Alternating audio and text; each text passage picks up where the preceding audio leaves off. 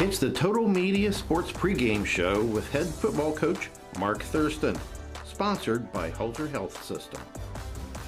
All right, here to join us today on the Holzer Health System pregame show, as always, is University of Rio Grande Red Storm head football coach Mark Thurston. Coach, how are we doing today? Doing great, brother. How you doing? Always good. Always good. A chance to talk some football with you here. So let's go ahead and get right to it. Coach, before we get to KCU, which is going to kick off conference play for us in the Appalachian Athletic Conference here, let's begin with your recent bye week. How did your team use the open date to prepare for this week? Well,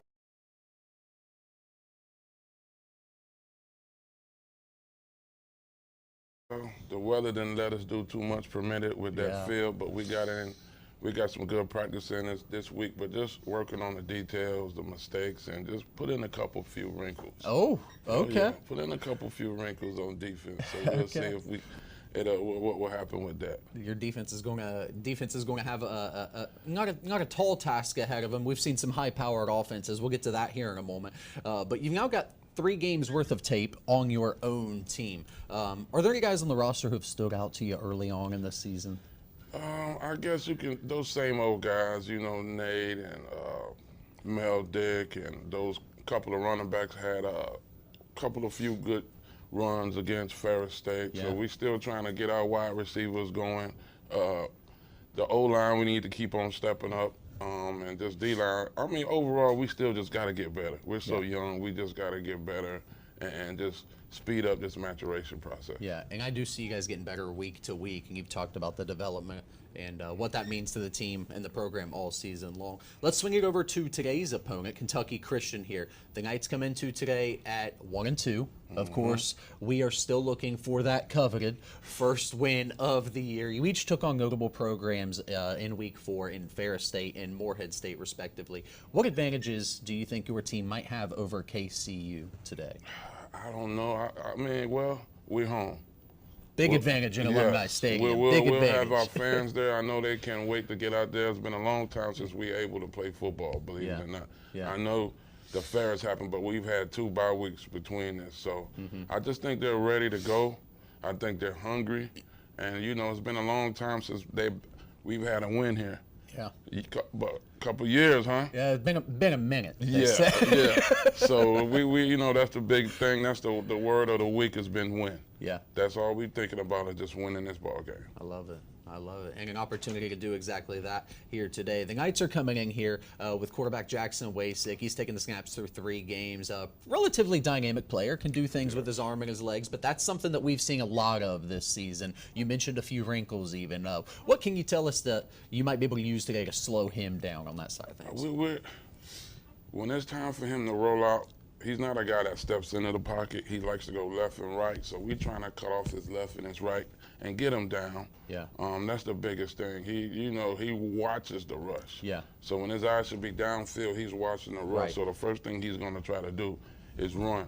So I know we have a 3-man front. We're going to have a couple of more guys to try to get after him than 3 men. All right. All right. Maybe a little scheme switch up. Maybe a little spy keeping an eye on him from time to time. You never know. It's a lot of that. Yeah, yeah.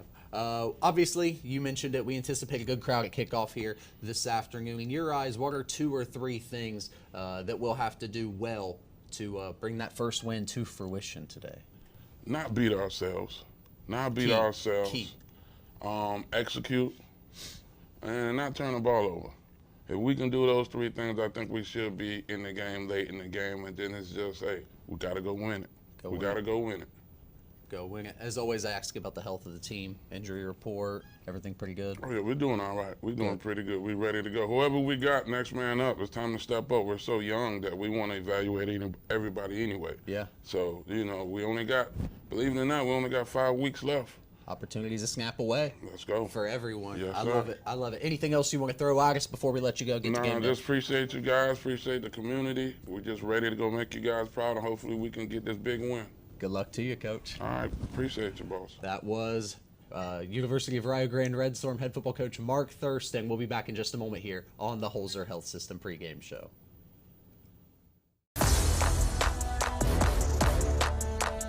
It's the Total Media Sports pregame show with head football coach Mark Thurston, sponsored by Holzer Health System. All right. Here to join us today on the Holzer Health System pregame show, as always, is University of Rio Grande Red Storm head football coach Mark Thurston. Coach, how are we doing today? Doing great, brother. How you doing? Always good. Always good. A chance to talk some football with you here. So let's go ahead and get right to it. Coach, before we get to KCU, which is going to kick off conference play for us in the Appalachian Athletic Conference here, let's begin with your recent bye week. How did your team use the open date to prepare for this week? Well, the weather didn't let us do too much permitted with that field, but we got in. We got some good practice in this week, but just working on the details, the mistakes, and just put in a few wrinkles. Oh, okay. Yeah, put in a few wrinkles on defense, so we'll see if what will happen with that. Your defense is going to have not a tall task ahead of them. We've seen some high-powered offenses. We'll get to that here in a moment. But you've now got 3 games worth of tape on your own team. Are there any guys on the roster who have stood out to you early on in this season? I guess you can, those same old guys, you know, Nate and Mel Dick and those couple of running backs had a few good runs against Ferris State. Yeah. So we still trying to get our wide receivers going. The O-line, we need to keep on stepping up. And just D-line, I mean, overall, we still just got to get better. We're so young, we just got to get better and just speed up this maturation process. Yeah, and I do see you guys getting better week to week, and you've talked about the development and what that means to the team and the program all season long. Let's swing it over to today's opponent, Kentucky Christian here. The Knights come into today at 1-2. Of course, we are still looking for that coveted first win of the year. You each took on notable programs in week 4 in Ferris State and Morehead State, respectively. What advantages do you think your team might have over KCU today? I don't know. I mean, well, we're home. Big advantage in Alumni Stadium. We'll have our fans there. I know they can't wait to get out there. It's been a long time since we were able to play football, believe it or not. Yeah. I know the Ferris happened, but we've had 2 bye weeks between this. So I just think they're ready to go. I think they're hungry.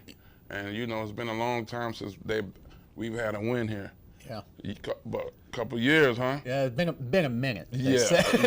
So we you know, that's the big thing. That's the word of the week has been win. Yeah. That's all we're thinking about is just winning this ball game. I love it. I love it. And an opportunity to do exactly that here today. The Knights are coming in here with quarterback Jackson Wasik. He's taken the snaps through 3 games. Relatively dynamic player, can do things with his arm and his legs, but that's something that we've seen a lot of this season. You mentioned a few wrinkles even. What can you tell us that you might be able to use today to slow him down on that side of things? When it's time for him to roll out, he's not a guy that steps into the pocket. He likes to go left and right. So we're trying to cut off his left and his right and get him down. Yeah. That's the biggest thing. He watches the rush. Yeah. So when his eyes should be downfield, he's watching the rush. Right. So the first thing he's going to try to do is run. So I know we have a 3-man front. We're going to have a couple of more guys to try to get after him than 3 men. All right. Maybe a little scheme switch up. Maybe a little spy. Keep an eye on him from time to time. It's you a lot never of know. that. It's a lot of that. Yeah. Obviously, you mentioned it. We anticipate a good crowd at kickoff here this afternoon. In your eyes, what are 2 or 3 things that we'll have to do well to bring that first win to fruition today? Not beat ourselves. Key. Execute, and not turn the ball over. If we can do those 3 things, I think we should be in the game late in the game, and then it's just, hey, we got to go win it. We got to go win it. Go win it. As always, I ask about the health of the team, injury report, everything pretty good? Oh, yeah, we're doing all right. We're doing pretty good. We're ready to go. Whoever we got, next man up. It's time to step up. We're so young that we want to evaluate everybody anyway. Yeah. So, you know, believe it or not, we only got 5 weeks left.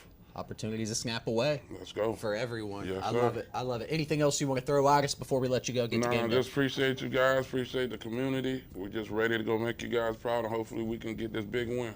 Good luck to you, Coach. All right. Appreciate you, boss. That was University of Rio Grande Red Storm head football coach Mark Thurston. We'll be back in just a moment here on the Holzer Health System pregame show.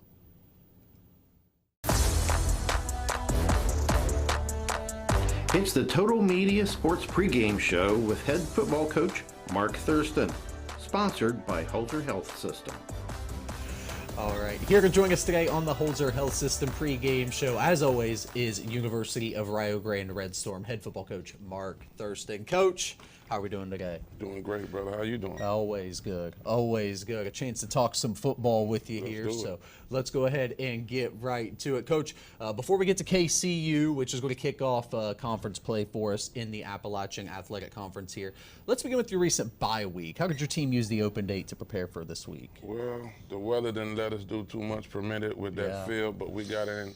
We got some good practice in this week, but just working on the details, the mistakes, and just put in a couple few wrinkles. Oh, okay. Yeah, put in a couple few wrinkles on defense, so we'll see if what will happen with that. Your defense is going to have not a tall task ahead of them. We've seen some high-powered offenses. We'll get to that here in a moment. But you've now got 3 games worth of tape on your own team. Are there any guys on the roster who've stood out to you early on in this season?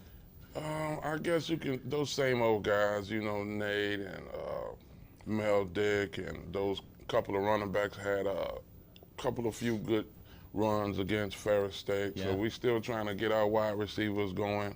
The O-line, we need to keep on stepping up. And just D-line, I mean, overall, we still just got to get better. We're so young, we just got to get better and just speed up this maturation process. Yeah, and I do see you guys getting better week to week, and you've talked about the development and what that means to the team and the program all season long. Let's swing it over to today's opponent, Kentucky Christian here. The Knights come into today at 1-2. Of course, we are still looking for that coveted first win of the year. You each took on notable programs in week 4 in Ferris State and Morehead State, respectively. What advantages do you think your team might have over KCU today? I don't know. I mean, well, we're home. Big advantage in Alumni Stadium. Big we'll advantage. have our fans there. I know they can't wait to get out there. It's been a long time since we were able to play football, believe it or not. Yeah. I know the Ferris happened, but we've had 2 bye weeks between this. So I just think they're ready to go. I think they're hungry. And, you know, it's been a long time since we've had a win here. Yeah. But a couple years, huh? Yeah, it's been a minute. Yeah, yeah. So we you know, that's the big thing. That's the word of the week has been win. Yeah. That's all we're thinking about is just winning this ball game. I love it. I love it. And an opportunity to do exactly that here today. The Knights are coming in here with quarterback Jackson Wasik. He's taken the snaps through 3 games. Relatively dynamic player, can do things with his arm and his legs, but that's something that we've seen a lot of this season. You mentioned a few wrinkles even. What can you tell us that you might be able to use today to slow him down on that side of things? When it's time for him to roll out, he's not a guy that steps into the pocket. He likes to go left and right, so we're trying to cut off his left and his right and get him down. Yeah. That's the biggest thing. He watches the rush. Yeah. So when his eyes should be downfield, he's watching the rush. Right. So the first thing he's going to try to do is run. So I know we have a 3-man front. We're going to have a couple of more guys to try to get after him, than 3 men. All right. All right. Maybe a little scheme switch up. Maybe a little spy keeping an eye on him from time you to know, time. It's You a lot never of know. that. It's a lot of that. Yeah, yeah. Obviously, you mentioned it. We anticipate a good crowd at kickoff here this afternoon. In your eyes, what are 2 or 3 things that we'll have to do well to bring that first win to fruition today? Not beat ourselves. Key. Execute, and not turn the ball over. If we can do those 3 things, I think we should be in the game late in the game, and then it's just, hey, we got to go win it. We got to go win it. Go win it. As always, I ask about the health of the team, injury report, everything pretty good? Oh, yeah, we're doing all right. We're doing pretty good. We're ready to go. Whoever we got, next man up. It's time to step up. We're so young that we want to evaluate everybody anyway. Yeah. So, you know, believe it or not, we only got 5 weeks left. Opportunities a snap away. Let's go. For everyone. Yes, I sir. love it. I love it. Anything else you want to throw at us before we let you go get the game? Just appreciate you guys. Appreciate the community. We're just ready to go make you guys proud, and hopefully we can get this big win. Good luck to you, Coach. All right. Appreciate you, boss. That was University of Rio Grande Red Storm head football coach Mark Thurston. We'll be back in just a moment here on the Holzer Health System pregame show.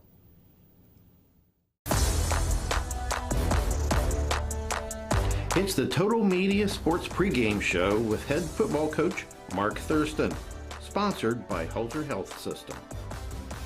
All right, here to join us today on the Holzer Health System pregame show, as always, is University of Rio Grande Red Storm head football coach Mark Thurston. Coach, how are we doing today? Doing great, brother. How you doing? Always good. Always good. A chance to talk some football with you here. So let's go ahead and get right to it. Coach, before we get to KCU, which is going to kick off conference play for us in the Appalachian Athletic Conference here, let's begin with your recent bye week. How did your team use the open date to prepare for this week? Well, the weather didn't let us do too much permitted with that field, but we got in.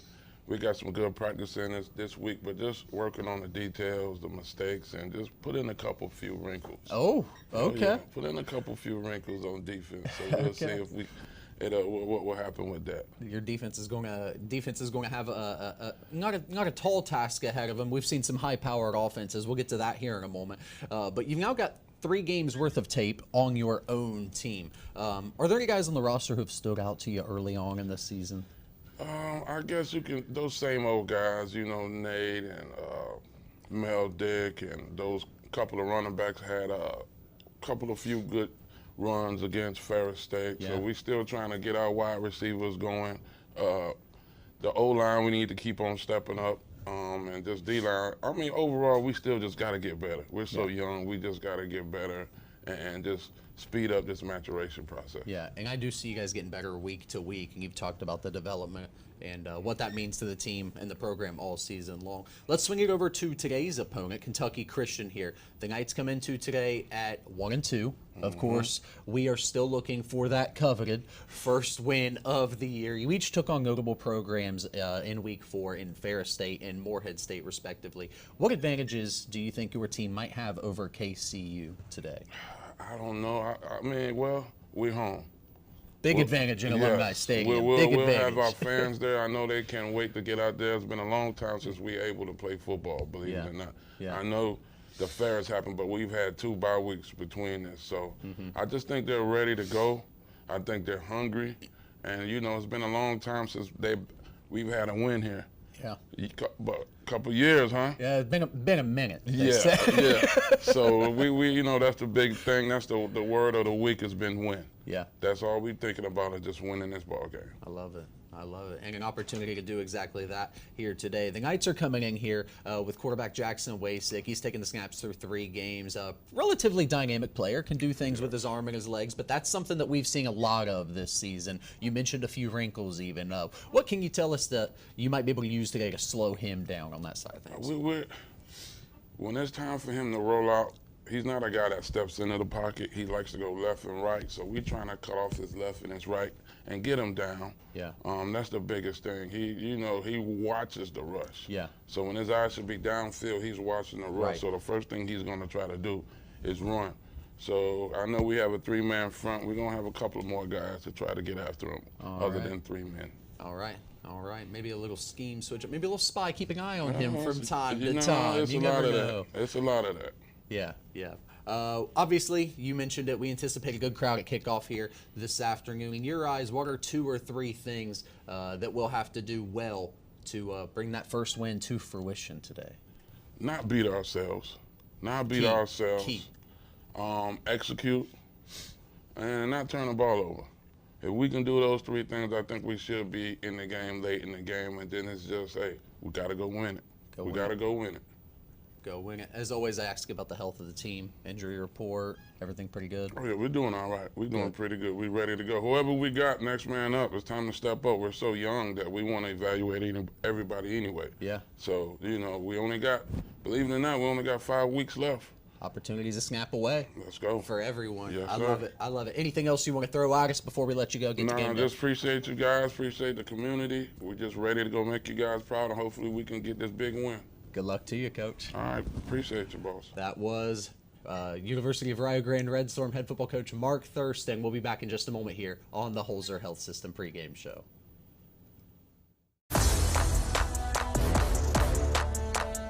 It's the Total Media Sports pregame show with head football coach Mark Thurston, sponsored by Holzer Health System.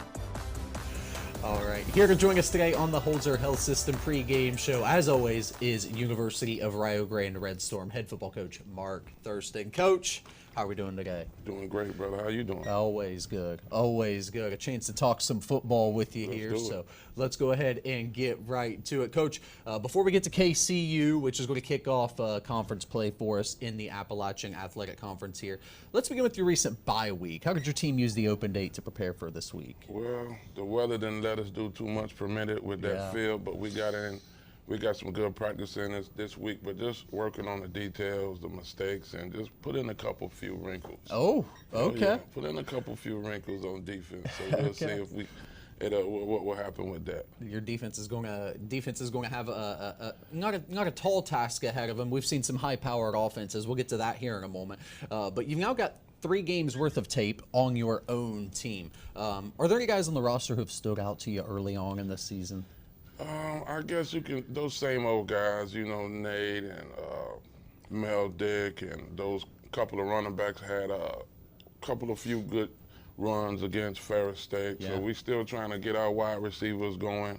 The O-line, we need to keep on stepping up. And just D-line, I mean, overall, we still just got to get better. We're so young, we just got to get better and just speed up this maturation process. Yeah, and I do see you guys getting better week to week, and you've talked about the development and what that means to the team and the program all season long. Let's swing it over to today's opponent, Kentucky Christian here. The Knights come into today at 1-2. Of course, we are still looking for that coveted first win of the year. You each took on notable programs in week 4 in Ferris State and Morehead State, respectively. What advantages?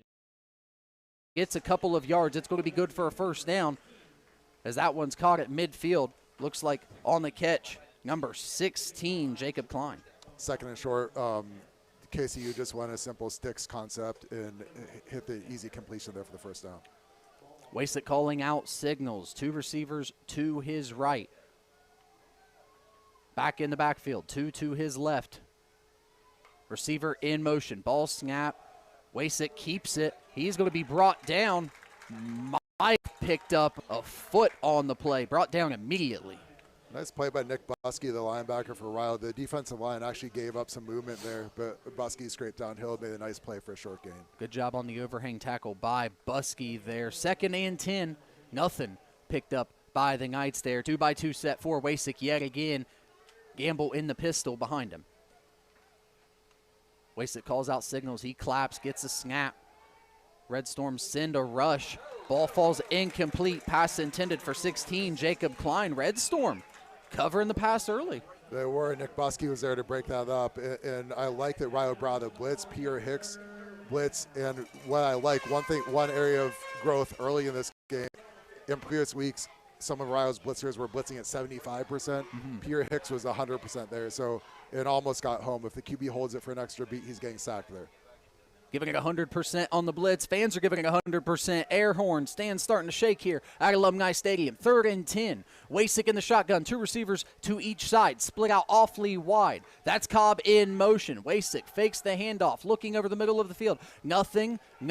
Waiting. Trying to escape. He slips. Falls. And that's going to be 4th down now as he loses about 7 yards on a self-sack, so to speak, Todd. He did, and that was all 11 guys there. So Dakari Reese, first of all, got held, wasn't called for some reason. Rio had Braylon Robertson as a QB spy because you've got a QB that's mobile, wants to escape the pocket. Rio was making sure that didn't happen. All the receivers were covered up. There was nowhere to go with the ball. That was an 11-man sack on that play. Great play by the Rio defense to get off the field. Huge stop for the Red Storm to start the game as Chase Hall, the freshman punter, 6'2", 235, is on to kick it away for the Knights. Red Storm defense playing hard, playing fast, putting pressure on the kick. Kick is up and away. Michael Moore trying to make something happen, unable to field it. Ball rolling inside the 10-yard line, inside the 5 now, where it will be down between the 4 and the 5-yard line. 11:33 to go in the game. The Red Storm offense going to trot on the field. We'll stay with you right here as we figure out what the tempo is going to be. We've run into that one a time or two throughout the early season here, and we'll see what Aiden Ludoff and company have in store for the Red Storm early on, Todd.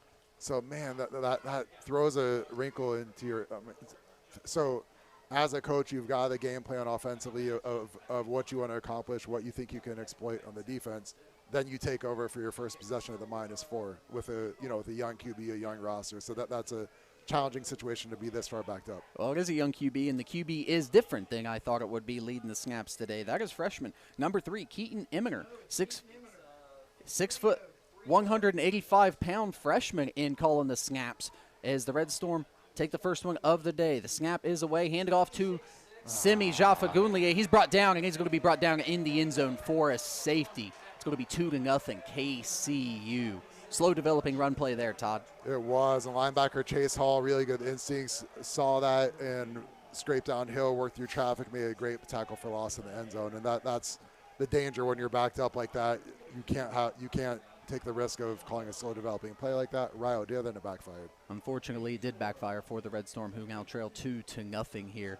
And we'll step away for just a moment. We'll be back in 30 seconds from Alumni Stadium. Braden Chrysler Dodge Jeep Ram and Gallipolis is proud to back the University of Rio Grande Red Storm football team.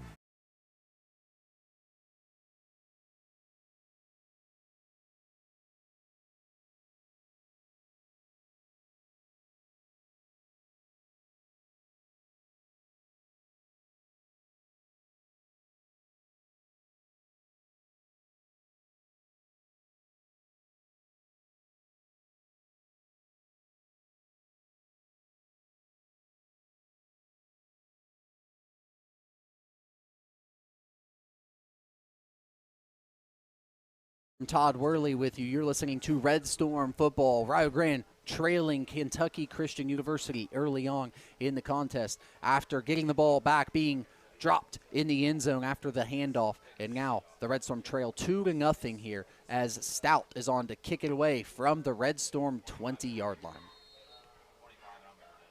Stout gets the signal from the official, hand up. Ball kicked off. It's a low line drive of a kick rolling across the 30-yard line, juggled, picked up. That is Cobb on the return, but trying to make something happen around the 33, 34-yard line. He's brought down, and that was really nice coverage from the Red Storm, and that's the guy who was brought down in the end zone, Semi Jaffa-Gunlier, on the stop. Outstanding. I mean, you're kicking off after a safety from the -20 and to pin them back at the -35 when it could have been a much worse. You like that. And so now let's see if Rio can build off of the stop from the last drive, keep that momentum up defensively, and potentially create a shorter field for the offense next drive. Special teams of the Red Storm making another play early on in a football game. Wasik comes back out to lead the show for the Knights. 2 receivers to each side, each in a tight bunch. Looks like Gamble behind him. He takes the snap, hands off to Gamble. Gamble hit, dragging defenders and trying to make something happen. Picks up a couple of yards on the play. It's going to bring up about 2nd and 8. Yep, and nice play by Pierre Hickser. Rio had Dakari Reese land inside and blitz a linebacker as well. I like the decision to blitz early and often in this game. Get a dual threat QB out of rhythm early. I like that decision. Looks like they're trying to keep these Rio secondary out of the run action as they've got these guys spread out all over the field. Same set, 2-by-2, Wasik in the shotgun, Gamble behind him. Snap, ball handed off. Okay. And that is Nate Lopez on the stop. And that's not Gamble on the carry. That's number 14, Jamarian Dale. Nice play by Lopez. One thing Defiance did to exploit Rio is they spread the receivers out, created a 5-man box, and they were able to run right at Rio because of that. One adjustment I'm seeing now, Rio's got another linebacker in the box, so rather than just 5 men, it's 6 men. Huge 3rd and short here for the Red Storm. You can expect a run here. He turns hands it off.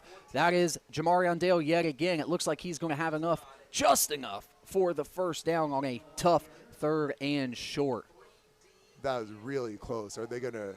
It's all depending on the spot. They may talk about this one. Think you? Oh, we've got an injury. Oh, no, that might be Dale down on the field there. So you like how early in this one, you like how Rio's playing against the run. And so it looks like they did move the chain, so it's going to be 1st and 10 when we pick back up here. But still, I like the early trends in this game of playing well against the run, bringing in blitzers, trying to force the issue against the KCU offense. Dale getting some attention here from the medical staff as both teams huddle. And it looks like he might be in some pretty significant pain. He threw his helmet off there pretty early. It's part of the game. You hate seeing that for either team, but you never want anyone to get hurt. But it is part of the game, though, unfortunately. Unfortunately. Let's go ahead and step aside. It looks like this one may be just a moment here. We'll be back with more Red Storm football here in just a moment.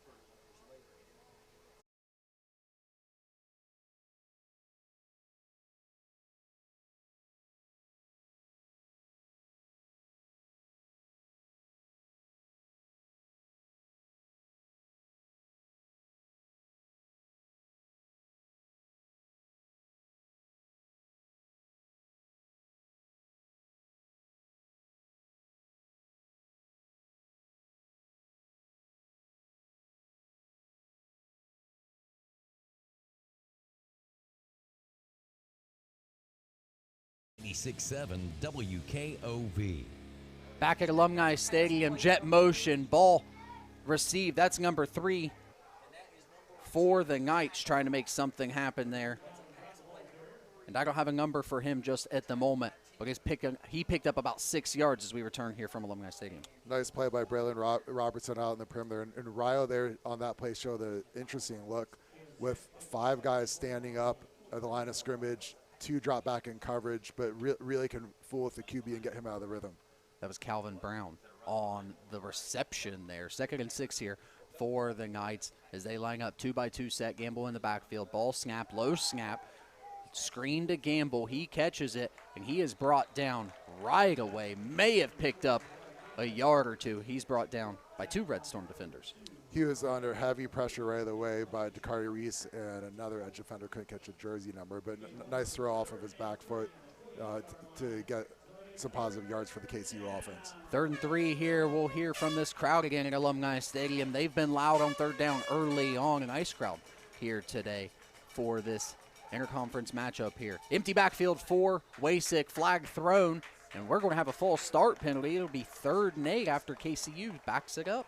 Big penalty there. 3rd and 3, the playbooks, especially in plus territory, the playbook's probably wide open because it's 4-down territory.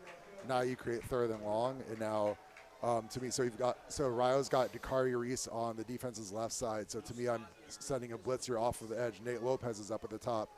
Wouldn't mind seeing that. Great blitzer. He's on that side of the field. Blitz him off of the opposite edge.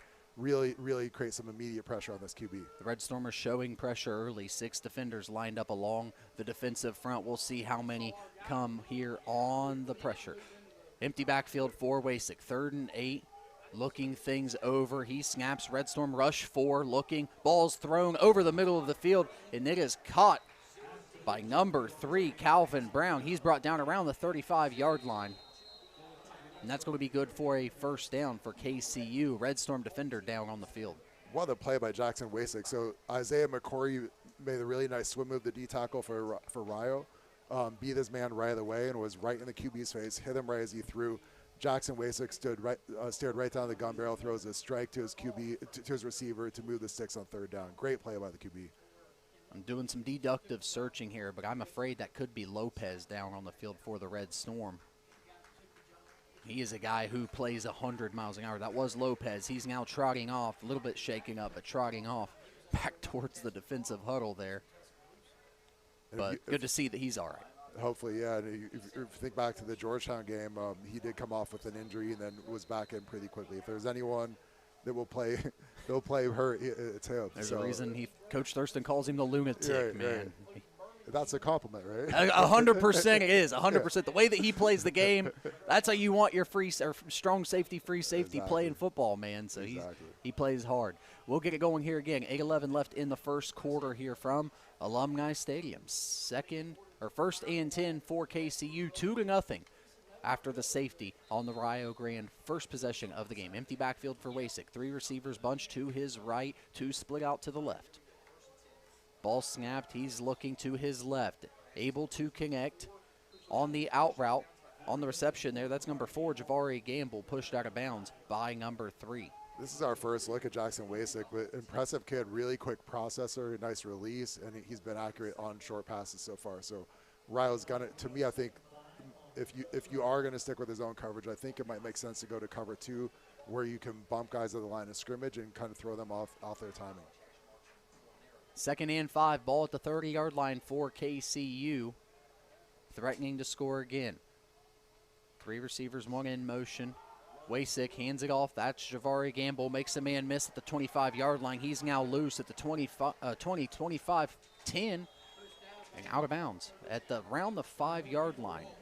What a run by him, and credit to KCU. So Rio is showing this new wrinkle, which might be what Coach Thurston was alluding to, with the 6 players lined up on the defense's line of scrimmage, all in 2-point stances, but that makes it tougher to defend the run, and KCU gashed Rio there. Knights threatening again. Wasick takes the snap, looking to his left, sees the pressure, trying to escape. He rolls right, looks to the back of the end zone. Ball falls incomplete on that one, looking for number 3, Calvin Brown. Brian Russ blitzed there and was able to apply pressure and force the issue there. But so what I was saying is, it's much easier if for a defensive lineman to defend against a run. It's much easier to do so out of a 3-point stance because you're naturally lower coming off the ball. So when you've got 6 guys all in 2-point stances, I love the decision by KCU to counter that by saying, okay, we'll run right at you. We'll drive you off the ball and create the open lanes for a running back. 2nd and 5, ball at the 5-yard line.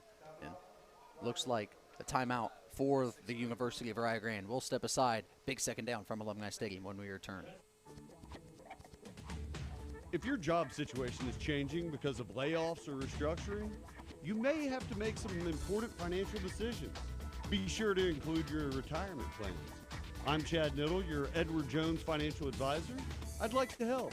Call me at 740-286-4872 so we can talk about next steps. Edward Jones, Member Securities Investor Protection Corp.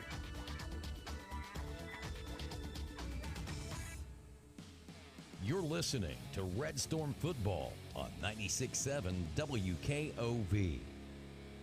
And we're back from Alumni Stadium, 6:31 to go in the first quarter. University of Rio Grande trail KCU 2-0. 2nd and 5 for the Knights as they are now on the 5-yard line. 2nd and goal, I should say, as they are on the 5-yard line. Threatening the Red Storm yet again. Wasick steps in the shotgun, 2-by-2 set.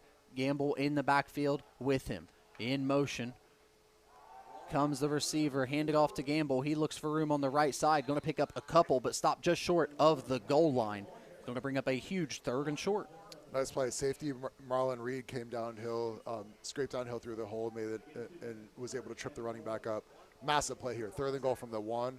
If Rio can ideally get a tackle for loss here and force KCU to settle for a field goal, that'd be a major win early in the game for Rio. Red Storm stuff the box, defending the south end zone here at Alumni Stadium. Knights in motion. Ball kept by Wasick. Looked like Gamble was going to come away with it, but Wasick keeps it. Stopped just short of the goal line. It's going to bring up 4th and about a foot. Now KCU with a decision to make. Sure, and they're making it quick, it looks like. I would call a timeout here defensively. Wasick trying to get the snap, plunges ahead, and the signal from the near side official signals touchdown as he sneaks it in for 6 points. Man, the reason I was saying that, it's tough to get lined up and get everyone on the same page. It was smart by KCU to push the tempo there, being that close to the goal line. And one of the Rio defenders was screaming for illegal motion for a false start against KCU. I didn't see it. The refs obviously didn't see it either. That would have been a really big penalty if it had been called, though. 8-0. Here's KCU lines up in the muddle huddle for the PAT attempt. It's Taden Carpenter to hold, as the kicker for KCU is Zach Uhas. Kick is up, and it is missed. It is wide left. And that's Christian Altzier on the kick, and he misses it wide left. So KCU maintains a 1-possession lead here at 8-0, and we'll stay right here. 5:36 to go in the contest. And Todd, now the University of Rio Grande, barring some sort of silly onside kick situation, they're going to have their opportunity for the ball. Hopefully a little better field position. Yeah, and we're 9.5 minutes into this game, and Rio's run one play on offense so far. So we didn't get a chance to get into this, but Keaton Emener started at QB for Rio instead of Aiden Ludolf. And so it'll be interesting to see if there's a rotation or if he's the guy for the whole game. And how does that impact? Obviously, Ludolf is left-handed and Menor is not, and so he's right-handed. So that in terms of which way you roll, which side you roll out to, and which side you're more comfortable with. That's going to impact that. And how much does Rio throw more or less? Where do they throw it to? All those things are going to be interesting to see how this day unfolds. On to kick it away for the Knights is number 35 freshman kicker Zach Uhas. Back deep to receive it for the Red Storm is sophomore number 1 Roderick Moss and freshman number 6 Michael Moore. Kick is up and away, and that's Moss. And Moss receives it. He now swings it back to the 30-yard line of the near side. And he's finally pushed out of bounds around the 34-yard line there. Take that field position all day long. Much better than the -4, right? Absolutely, absolutely, absolutely. Able to make something happen with it. Now we got good field position. 35-yard, roughly the 35-yard line here, and a chance to make something happen. Let's see what Eminer and this offense can do now. So remember, if Rio does want to move the pocket, have to be able to seal off that backside so there isn't immediate pressure right behind the QB as he's rolling. So then he can actually square his shoulders, see the target, and deliver. Eminer under center, 2 receivers to each side. Semi Jaffagunlier in the backfield, trying to make something happen. KCU blowing the play up. The defensive line for the Knights absolutely dominating the line of scrimmage there. They did. Left guard Jack Searle pulled and just got destroyed by a defensive tackle for KCU, which just completely blew an entire play up. I mean, really impressive play by the front 4 for KCU there. Seems like a little bit of a statement play from the KCU Knights in this contest as we get things moving here on the offensive side of the football. 2nd and 13. Red Storm lining up with 2 receivers to each side yet again. Eminer in the backfield, Jaffagunlier to his right. KCU showing pressure off the edge. They bring the pressure. And Jaffagunlier trying to come away with the screen. Nothing happening there as that pass falls incomplete. Timing just wasn't there on the screen pass. It wasn't. You know, Rio had James Sheets, right tackle, and right guard Taven Gifford out there to lead the way on the screen. I like the play call. And if you know, you have a new QB stepping in, if Rio's able to connect on the screen pass, that might have popped for a relatively big play. But just the QB and the running back weren't on the same page there. 3rd and long here for the Red Storm, about 13 yards to go. They'll be snapping it from their own 31-yard line. -3 yards on this drive early on here. And that's Eminer. He's got an empty backfield, 3 receivers to his right. He gets the snap, pressure up the middle, looking. That's Semi Jaffagunlier on the reception in the near side flats. He's blown up immediately by number 0. That is a huge hit. Don't have a number for 0 right away, but that's a huge hit there, Todd. It was. And so nice catch there in traffic outside this frame by Semi Jaffagunlier. Again, Rio was trying to set up a situation where you give one of your playmakers the ball in space. Hopefully he can make a guy miss and somehow manufacture a first down. But great break and great hit by Corey Karen, the DB for KCU. 4th and 10 here for the Red Storm. They snap it from where they started the drive at the 34-yard line. Back to kick it away is Andy Meldick, the punter. He stands with his front toe at the 20-yard line. Ball snap, pressure. He gets a good kick away. Waving for the fair catch is Calvin Brown. He does fair catch it at around the 31-yard line of the Red Storm, where Kentucky Christian will begin with their possession. So not a bad punt there. We mentioned in previous broadcasts, Rio's long snaps don't have much zip on them, and that was the case on that play as well. And I believe it seems like KCU may have seen that in previous games, and they brought the heat there. Yeah. So that's going to be something where Rio has to have outstanding punt protection, especially when the operation's that slow, to get it off without getting it blocked. Meldick's a good punter, but you don't want to hear that double thud where the punt gets blocked. Back out trots the offense of the Kentucky Christian Knights. Wasick calling out the signals for the Knights, 2x2. Look for him again. In the backfield with him is number 20. That's Omar Johnson. That's 39, not 20. Tucked away jersey. Has the big fella. He catches the ball out of the backfield, rumbles for about 8 yards. So they ran a bubble screen. The running back motioned out of the backfield, then they ran a bubble screen to him. And Rio, the unblocked defender, actually almost knocked it down. One positive side, Nate Lopez is back on the field. It's a good sign. Actually, no, he just ran off, but I believe he looks healthy now, though. Same formation, 2x2 set. That is Tamarius Carter. Tiberius Carter on the carry, and he delivers a huge blow after a short pickup there. It was. I can't catch who that was for Rio. There was a really big collision by both of those guys. I believe it was, couldn't catch the 28, I believe, but flew downhill, made a really big hit. And it looks like that's 28. Brill on for BJ Francis for Rio. 1st and 10. It is good for a Knights first down. Clock ticking at 2:29 as the ref signals to keep play moving here. Wasik calling out signals for the Knights. He stands, signals with the clap, fakes a handoff. He's back looking. Red Storm trying to get pressure. That's McCory up the middle. Nothing. They look. Oh, that pass falls incomplete as Wasik sails it over the head of his intended receiver. So you like that Rio looks to be assignment sound early in this one. So Joris Gibson, the linebacker, had secondary contained. So as soon as the QB breaks contained, the linebacker who's in coverage, then he rushes at that point. And he was the one that ensured that the ball was thrown. And this is really a big series here. You're down 8-0. Your offense hasn't gotten going yet. Have to keep points off the board. Have to give your offense another shot in decent field position. 2nd and 10 from the 41-yard line of the Red Storm. The Knights have the football. 2 receivers to each side. Wasik in the backfield, and the Knights have brought in their 4th running back of the day.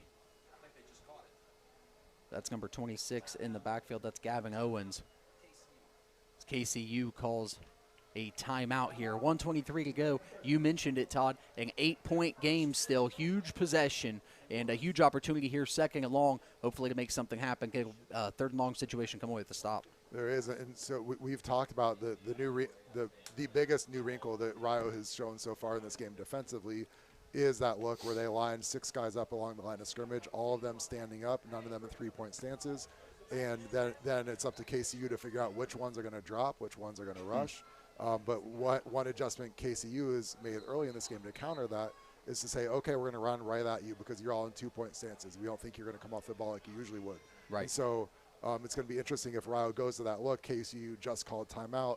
Do they dial up a running play, run right at Rio because of that? But now it looks like Rio's not in that look. They're in a 3-man front right now.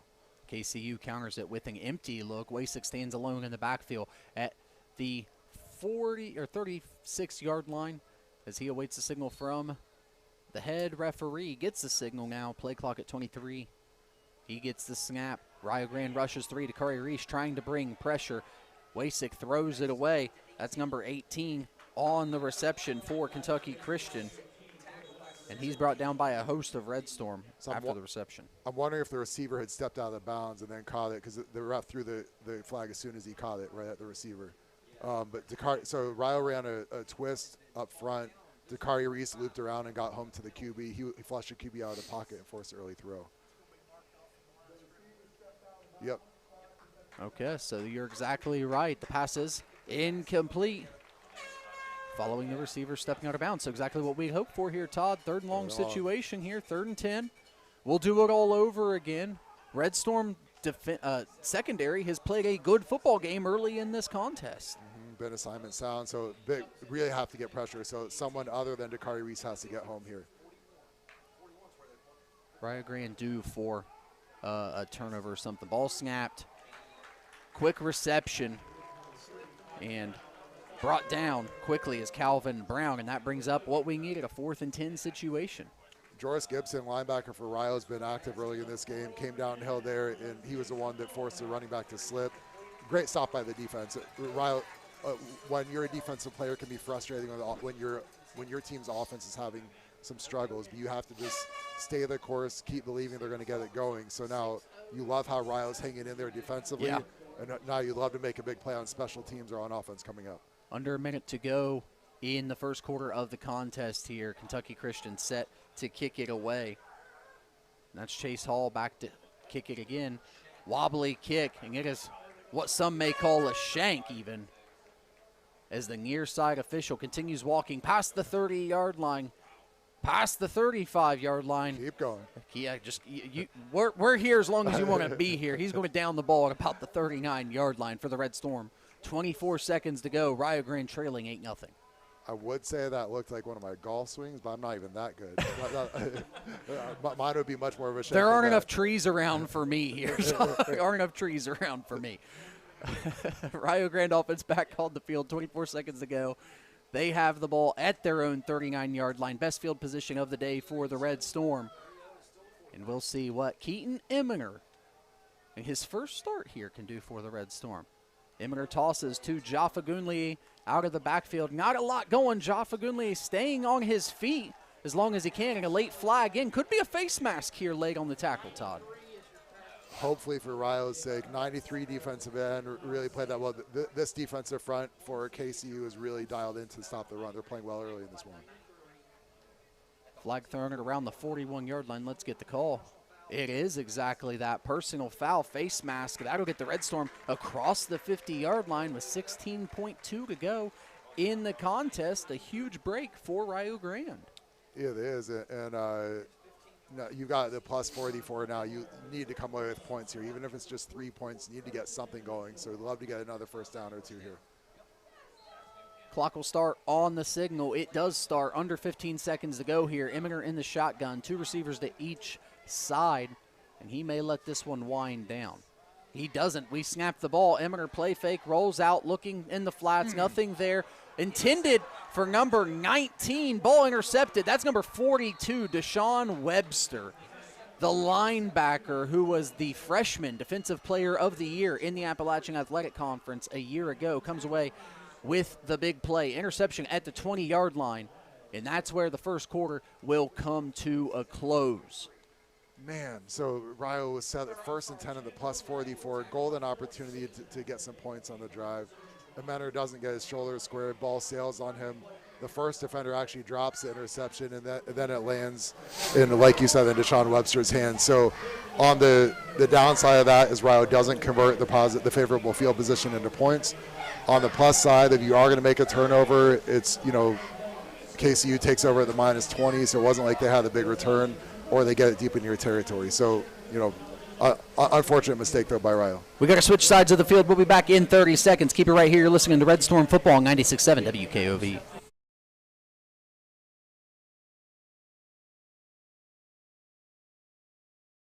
Strength, passion, determination.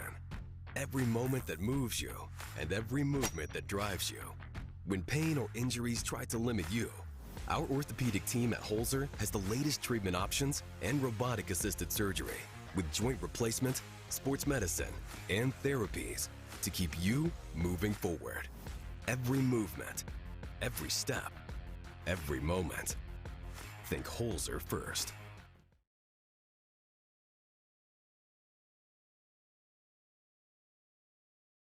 Today, the Red Storm trail 8-0 to start the second quarter here as Wasik in Kentucky Christian back on the offensive side of the football. Wasik fakes a handoff, throws it out to the right side. Nice hurdle from the receiver. Clears the defender, crosses the 30-yard line. That's good for a first down. That was Jason Cobb on the reception. Yeah, so KCU threw a bubble screen to Jason Cobb. Really impressive elusiveness there, making a guy miss in space to get the positive gain for the first down. Moves the sticks for KCU, and the Red Storm defense, who's played a lot of football on this field today, back out there trying to stop the Knights. Wasik 2x2 set, hands off to Javari Gamble. He has a seam. He breaks it across the 40. That is Roderick Moss. He's trying to stiff arm and pushed out of bounds finally around the 44-yard line, but stays on his feet. So this is challenging because, so Rio's got Dakari Reese out right now. You obviously don't want to play him every single play, but when he's not in there, they really lose a big playmaker. You need to step up defensively. Wasik in the up-tempo offense, throwing wide open receiver downfield, and that ball falls incomplete over the outstretched hands of number 81, Jalen Briscoe, 6'4" freshman receiver. You want to talk about dodging a bullet. Jackson Wasik probably completes that 99 times out of 100, and he just overthrew the wide open receiver. I couldn't tell what happened there. Rio turned a receiver loose down the sideline. Had it been some sort of miscommunication within the secondary. And that's exactly, if you think back to the Defiance game, that's what sprung some big plays for Defiance, is miscommunication in the secondary. 2nd and 10 here, 2x2 set. Gamble motions out. Wasik looking to his left, hits the stick route. Braylon Robertson trying to bring him down, and finally Braylon Robertson, Nate Lopez, and a third defender drag him down. And you respect how Wasik just got right back on track. I'm sure he's fuming inside about the missed deep ball where it was an easy touchdown, but then he comes back, processes well, finds open man, and delivers a strike. Very comfortable back there. Not able to get a lot of pressure on him without Dakari Reese on the football field at the moment. Quick break in the action. It looks like the right tackle it looks like we may have a throwing up situation on the field. That's the right tackle for KCU trotting off the field there. You'll have that when it's this hot in week 7, and the 7th week of the season. So, man. Jacob Hayward, welcome to Alumni Stadium, my friend. It is warm. Empty backfield for Jackson Wasik, excuse me. He's scanning things over. Claps gets a snap, throws it to his left. That's an open receiver there. And that is number 18 on the reception there. That's Jordan West. This is a situation as a coach, as a defensive coach, you're searching for answers. You can't, in a game where it's this warm and your defense is on the field this much, you can't keep Dakari Reese out there every single play. But without him, there's no pass rush. Up-tempo offense moving still yet. And it looks like we're going to have a timeout for the Red Storm. Let's step aside for our first break of the quarter. 13:06 remaining in the second quarter. Red Storm trail 8-0. We'll be back. You're listening to Red Storm Football on 96.7 WKOV. Looking to buy or sell your home? Trust the local. Red Storm fans, don't forget to check out concession stands here at Alumni Stadium. University of Rio Grande would like to thank the Jackson High School soccer boosters for their work in making sure that you're taken care of. These concession stands are available under the home stands of the stadium. Make sure you take advantage of everything. Or at halftime.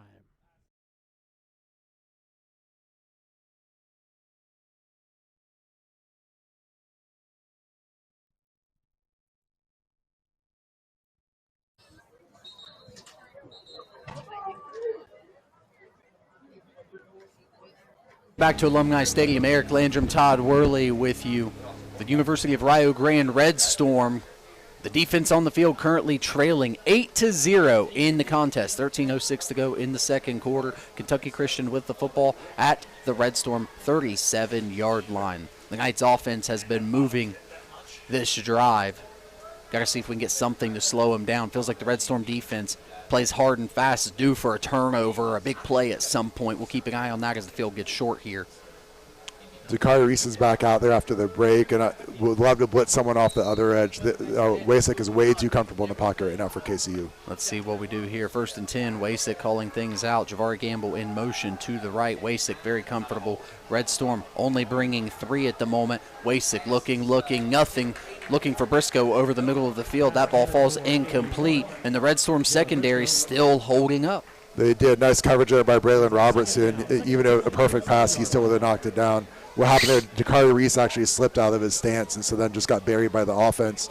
Then nobody else got any pressure. So you don't like that there wasn't any pressure up front, but you do love the coverage in the back end. 2nd and 10 here. We'll do it again. KCU brings the receiver in motion. Now 3 to the right. Wasik takes a snap, rolls out to his right. He's pressured immediately. That ball is that ball is incomplete. They called roughing the passer. Well, we got 2 flags down. We got one in the secondary and we got one in the backfield. It looks like both are going to go against the Red Storm here. There are 2 flags. Wow, so Rio brought Brian Russ on a blitz, and Dakari Reese got pressure, and both of them destroyed the QB as he threw the ball. Yet I didn't think it was late unless they thought it was a blow to the head. I don't know. It must have been high. Yeah, it must have been high. And then I didn't think there was anything late or early downfield. I thought that was pretty standard. So we'll see what it is here.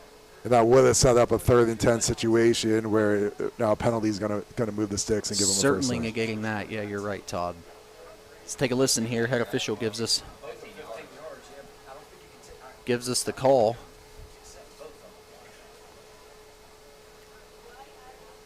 I would have to assume you take the pass interference call if you've got to take one or the other. It's not a spot foul, so I think either way it's 15, I believe. It's not going to matter. Right. If that's what they did call. Pass interference. Defense, number 17. Personal foul. Roughing the passer. Pass interference confirmed. Personal foul confirmed. Roughing the passer. Man, that's They frustrating. call pass interference. And that was one of the best disagree executed there. plays of the game by Rio. You had Dakari Reese, great rush there, great blitz. You know, Perfect play call. It was, and then the pass breakup too, and then it results in 15 yards the other way. Big break for the Knights as they now have the football at the 22-yard line. 3 receivers to the right, 1 to the left. Wasted calling things out. He's got Gamble in the backfield to his right. Red Storm are 3 down linemen. They bring pressure off the right side. Gamble takes the handoff. He cuts up inside. He breaks a tackle inside the 10, slips through Meldick, and he scampers into the end zone for a 22-yard touchdown run. So KCU, credit on the play call there. They caught Rio in a blitz and ran right around that. Yeah. And then Andy Meldick wasn't able to make the tackle around the 4 or 5 yard line. Oh, man. So football's a game of inches. And so it was 2nd and 10 the play before. Rio forces the incompletion with a great blitz and the great pressure by Dakari Reese and the pass breakup. If no flags are called, it's 3rd and 10. You feel good about your defensive opportunity to get off the field. Very next play, KCU hits you for a touchdown. Man, that's frustrating. Taden Carpenter, the holder, takes the snap in the muddle huddle. He's being chased now by 3 Red Storm defenders. He's going to come up short, and the 2-point conversion is going to be no good. After the early snap on the muddle huddle, the Rio Grande defense holds strong. Or special teams, I should say, hold strong. Credit to Rio's players for smelling a rat there and for being assignment sound and disciplined. And I think it helped a little bit. If you lined up every player on KCU's roster and they all ran a 40-yard dash at the same time, Taylor Carpenter, he went win. I promise you that. But might not be anybody. But so that helped because there wasn't much juice there to the outside. Well, sorry, Tom. No, you're good. But still credit to Rio for staying home and being assignment sound and disciplined there. He certainly did not run Christian Bailey on that one. That one's for sure. 14-0. The Red Storm trail in the contest. 12:44 to go as Rio Grande is set to receive the kickoff. And again, at this point, you see muddle huddle, you see all these things. You got to be ready for everything on special teams. And it's nice to see that time we were. Absolutely, yes. And it was a type of thing where it actually might have been a delayed noticing of what was going on, but then Rio still adjusted and was able to make the play in time. And so would love a big play on special teams back the other way. First play of the second half, Georgetown returned to kickoff for a touchdown. What if Rio does that right now? Make this thing 14-7 and get right back into it. Yuha set to kick it away for the Knights. Ball is kicked away because a shallow kick received by Moss at the 18-yard line. He crosses the 20, now the 25, looking to make something happen on the near sideline. Not able to get to the 30, where he's knocked out about the 28-yard line. Late flag coming in as well. And based on the reaction of the Red Storm trying to get Roderick Moss off the field, I feel like that one's going against Rio Grande here. You hate that because you're going to be at the minus 27 now. This is probably going to be half the distance to the goal. So you're going to, so again, backed up a little bit. Rio's offense needs to get on track here, obviously, and so it's hard, man. On one hand, KCU isn't nearly as much of a veteran team as as Ferris State was, or Defiance, or Georgetown, but they still have an established program. It's going to go against the Knights. That's a nice surprise. That was a nice break. I didn't expect that. I hate to judge a situation by what's occurring, but it didn't look good for us there, right, Todd. Right. We can never tell what's said to who at what time, though, right? So now you love this field position. Ball at the minus 44, have to get points here. Even if it's just 3, you just need something to feel good about. Eminger to take the snap under center here. Red Storm with 3 receivers to the left. He takes the snap, a little bit of a delay on the snap. He pitches it. That's Christian Bailey again. He gets around the edge, but not much of a gain there, maybe about 3 yards as he's pushed out just shy of the 50-yard line. Man, it's going to be a challenge to run on these guys, whether right between the tackles or sideline to sideline. And so it's going to be interesting to see what Rio can do. When you're a coach and you're coaching a team that may be outmatched, the number of options you have from play to play they're going to work they significantly decrease. And so you really have to have a great feel and get a little lucky sometimes too in terms of what the defense calls. You'll have to forgive me, that was Michael Moore on the previous carry, 6 instead of 5 there. Moore, the speedster, able to get around the edge and get a little bit of something there. And it looks like he's having a back plate issue. Got to throw it off to the sideline there.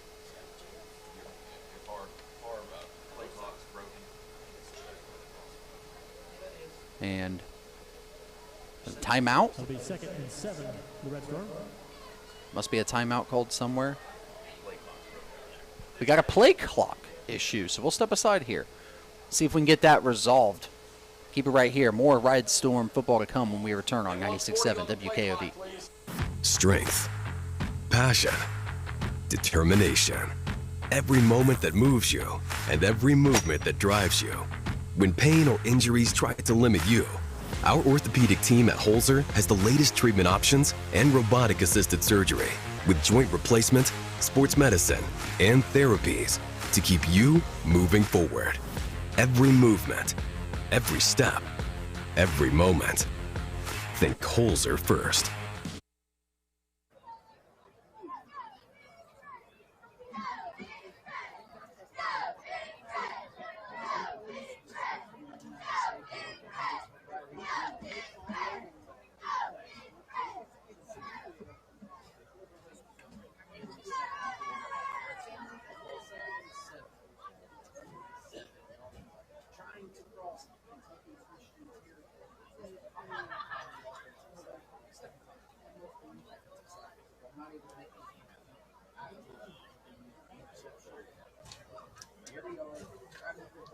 Got to keep the offense on the field.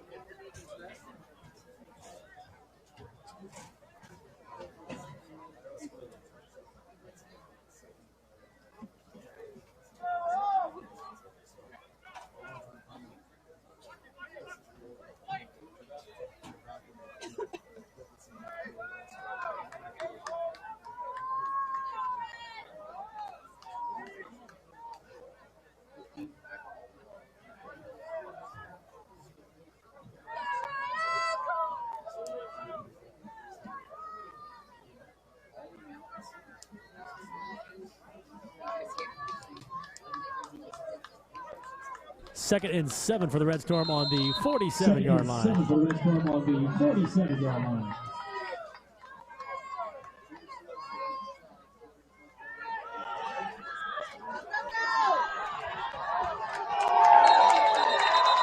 Number 2, Josiah Ayers, the ball carrier. Stop by number 2, Jacob Kane. Stop by number 2, Jacob Kane.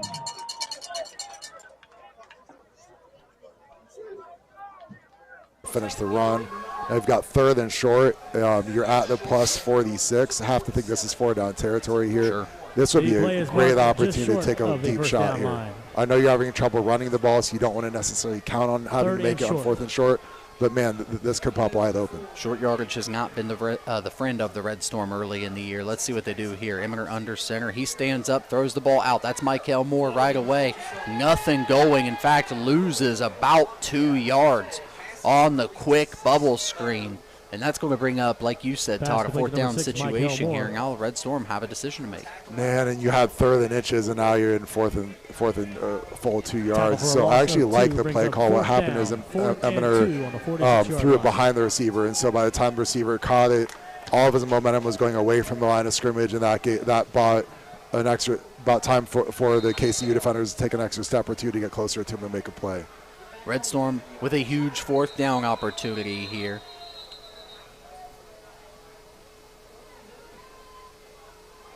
Thinking maybe a timeout Red Storm as the near side official calls signal. And the Red Storm do take their final timeout of Red the Storm half fans, with don't forget this 11:28 season to when go Rio wins, you in win. the second Following a Rio quarter. Grande Still win trailing in football, 14-0. basketball, Huge or play here, Todd. What can other we look sports, you for get the 50% Red off Storm? your online. Man, it is, and I like the previous play call for 2 reasons. First of all, you're ideally you're giving one of your playmakers a ball in space right away, giving him a chance to make a guy miss, and you're giving your QB an easy completion to an uncovered receiver to hopefully build some rhythm for him as the game goes along. Yeah. Unfortunately, Eminer throws it behind the receiver, and then, like I said previously, that kind of blew the whole play up. And so now 4th and 2, especially with Ryo's struggles running the ball, I don't think you dial up a run here. I think with Lou, We got the punt unit on the football field. And this has been a strength for the Red Storm. Andy Meldick has been arguably the MVP of the early season back there. Field position matters in this one, maybe. Yeah, and your thoughts? And this, if I'm on defense, I'm on high alert for a fake. It's 4th and 2 in my own territory, and against a team that's struggling, like I'm on very high alert for a fake here. And KCU called timeout. Might get a timeout out of KCU as a result here, as a few of the Knights coaches were at across the numbers or close to the numbers to call that one. And now, like you said, we'll do it all over again with the timeout. I love the cat and mouse of all of it. Who knows? Coach Thurston could send the offense back out onto the field here. You read my mind, partner. I was just about to say the same thing. That might have been, if he was thinking that far ahead, that let's make them burn a timeout, knowing the whole time that we're going to run a play offensively anyway. But it looks like the punt team is still out there. Meldick's still out there. And again, I do like that has been an advantage for the Red Storm. And even earlier, we got the benefit of, earlier in the season, I should say, we got the benefit of the doubt on some of these roles that Meldick's been getting, and he's made some plays back there. He's done some good things. So we'll see. Try to pin him inside, hopefully the 10-yard line, make him go the length of the field here. Yeah, and if you've got, obviously, you're not going to catch them by surprise, but if you do have a really good fake, this would be a good time to pull it out. But then, if you don't fake it, have to watch that snap. That is a concern. There isn't much zip on the snap, and so if teams bring a punt block, it's getting really close to Rio getting these things blocked. Looks like a safe look from KCU's. They've got four guys here off the football, and they send pressure against Meldick, and you don't believe it. He's trying to kick it, and he does kick it. He gets a friendly roll, and the ball is going to go in. The ball doesn't make it to the end zone, but the ball is down at the 1-yard line with. What? So the college rule is that the player can be in the end zone. I'm mistaken. No, Ryle's right on that. If the player can be in the end zone as long as the ball isn't. In the NFL, that would have been a touchback. In college, the refs ruled that correctly. I thought I saw him signal touchback at first. So, yes, you're right. The ball's going to be down at the 1-yard line. I thought the far side official came in yelling or signaling touchback. But, yeah, ball's going to be at the 1-yard line, and that's exactly what you hope for on the punt, right? Oh, my goodness. I can't even overstate how spectacular of a play that was by Andy Meldick. MVP. What I think happened is Ryo gave him the option to fake it. He started to run, realized he wasn't going to make it, pulls up. Listen to this. He's rolling to the left, punts back to the right with his right leg. Like, that's incredible. And then to even get the ball off, just to get the ball off is spectacular. Then to punt it like that to where they're inside their own half-yard line. That might be the play of the season for Ryo, just in terms of a degree of difficulty and an execution standpoint. An incredible play by Andy Meldick. MVP, most valuable punter, Andy Meldick, at least in the early part of the season. He's made some big plays back there for the Red Storm. And I'm not sure, like you said, that's exactly how Coach Thurston drew it up. But nonetheless, his defense now with the huge opportunity. And the closest we've been to points in quite some time, Todd. If you think about it, in the same end zone early in the game, obviously KCU got a safety. What if Ryo gets a safety or better yet, a turnover? So, I mean, this is like you would have loved to have converted that previous drive into points. Yes, of course. That being said, the next best thing is to set your defense up where the KCU's offense comes on the field inside the 1-yard line, and you give your defense an opportunity to the very least get a 3-and-out, possibly a safety, possibly a turnover. Huge moment in this college football game. 11:16 to go in the second quarter.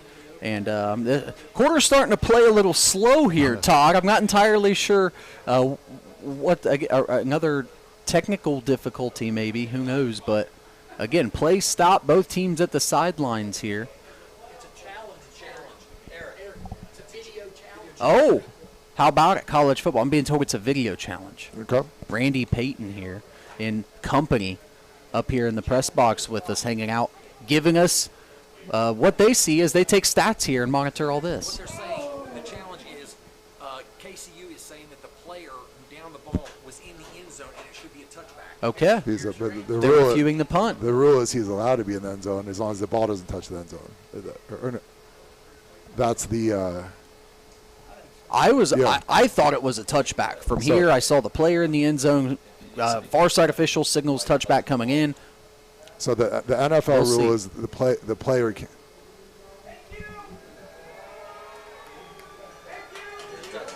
They did review it, and they did rule it a touchback. Man, that's a tough break. It's a tough one for the Red Storm there. So the NFL rule is the player can't be in the end zone at all. The ball can't be, the player can't be. But the college is the opposite. The player can be in the end zone, but the ball can't be. And so unless they saw, maybe on video they saw that the Rio player, his foot was on the goal line, and that's why. But the ball broke the plane of the goal line.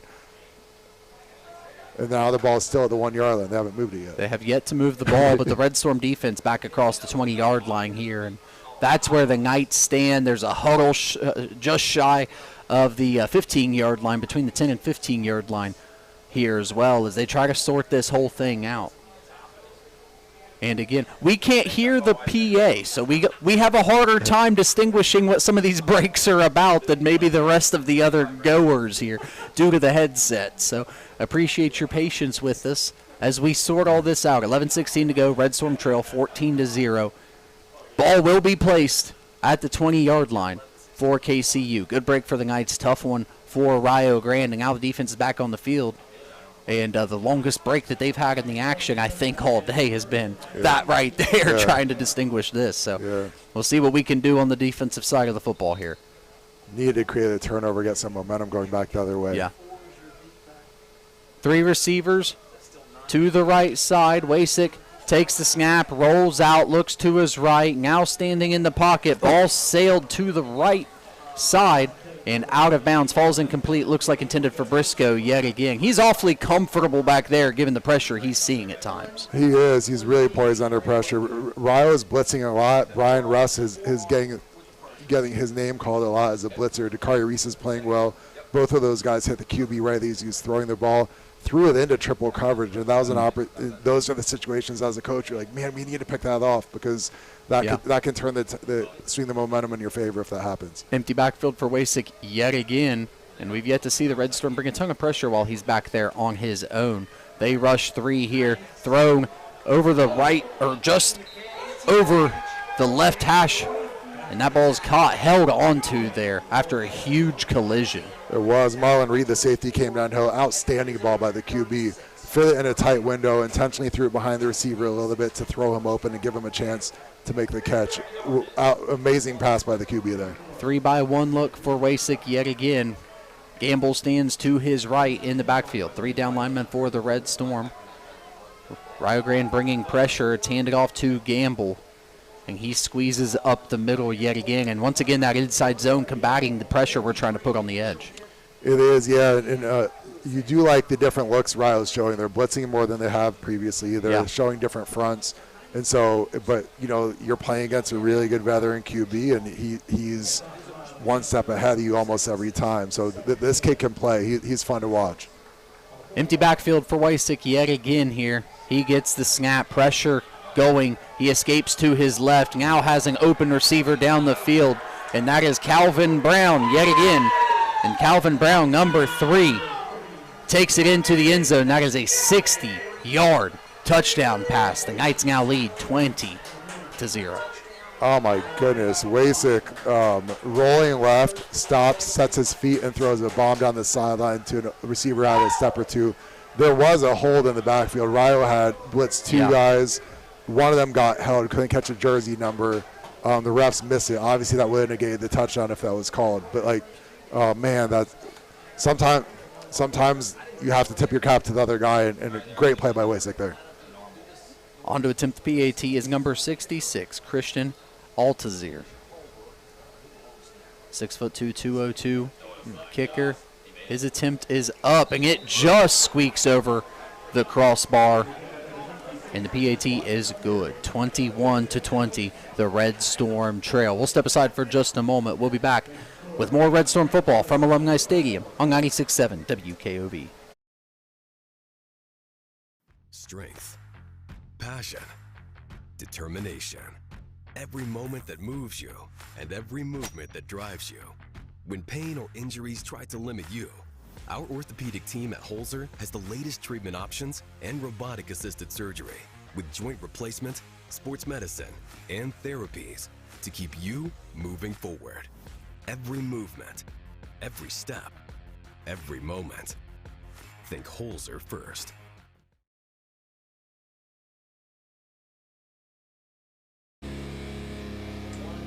Welcome back to Alumni Stadium. Eric Landrum, Todd Worley with you today as we bring you the sights and sounds of Red Storm football, who right now trail 21-0 against the Kentucky Christian Knights. And right now the Red Storm just need a break of any kind. Not much just going the way of Rio Grande. Set to receive for the Red Storm on the kickoff here. Roderick Moss, Michael Moore back deep. And that is Michael Moore receiving the ball at the 8-yard line. He's now got some space. He only needs a little bit. He crosses the 40-yard line, dragged down about the 42, 43-yard line.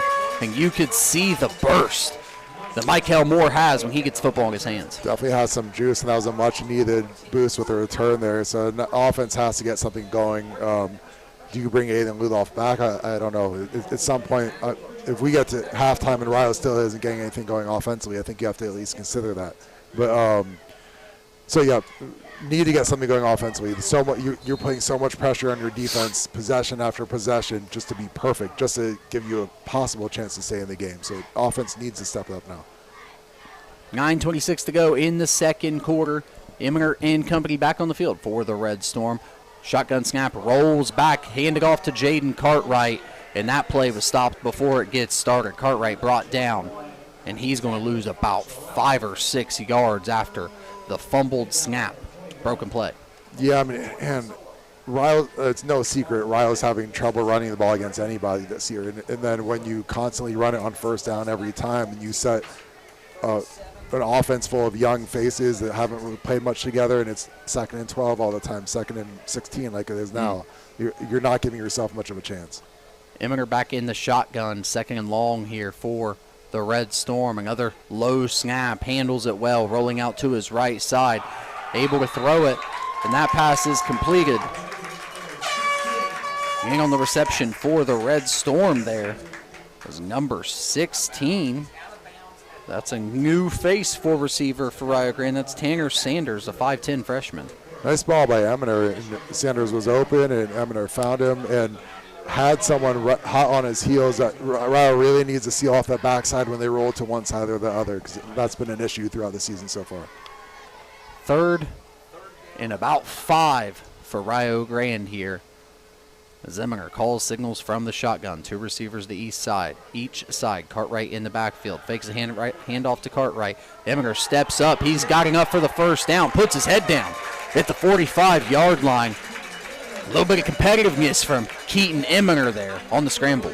Sometimes all it takes is one play, and when you're the QB, you know that all eyes are on you. And when your team needs a play and they see you putting your body at risk like that, selling out, lowering the shoulder to move ahead and get a first down, everyone can gravitate towards that. Love that play by him. Let's see if that sparks this Rio offense. Certainly sparked the crowd here as we pick up the first down that we've seen in quite some time. Maybe the first one today that wasn't a result of a penalty, as Emminger gets things moving on the Kentucky Christian side of the 50. Ball snapped. Emminger fakes a handoff, tries to keep it, blown up in the backfield, going to lose about a yard on the play. The Kentucky Christian defensive line yet again, Todd. They're playing well. James Sheets, right tackle, actually had a really nice block. He blocked down and created some displacement, but then there was too much leakage elsewhere. So now looking at 2nd and 11, I still think you have to start getting into keeping these guys on their heels to where 1st and 10 you're throwing the ball, running screen passes, doing something to where you can set up 2nd and 4 rather than 2nd and 11, 2nd and 15 every time. Well, we've got that right now, 2nd and 11 or so as Emminger. I don't know if they were setting up, looks like maybe setting up a screen out there, but not one white jersey blocked on the play. 5 collapsing on Emminger for the sack. Right, not sure. Or maybe there's a snap count confusion, just because, like, even on a screen pass, you at least make contact with the defensive players. That was rough. Yeah. Nobody was even touched. You had 4 guys completely untouched to the QB. There had to have been some sort of miscommunication there, I'm thinking. 3rd and long. Rio Grande back on the Red Storm side of the 50-yard line after the big sack. 3rd and 17. Clock ticking under. 6:20 to go in the half. Emminger receives a snap, looks downfield, looks for Beamer. Walker has Walker, maybe a little bit of contact there. Walker doesn't get the call, just some good coverage by the DB for KCU there. Incomplete. Yeah, Meduzzi and Monster, they were hand fighting. There was contact on both sides between the corner and the receiver. I'm fine with the no call there. The corner had his head turned, looking for the ball, playing the ball. Nice play by him. Hats off to KCU there. And on to kick it away for the Red Storm again is the ever interesting Andy Meldick.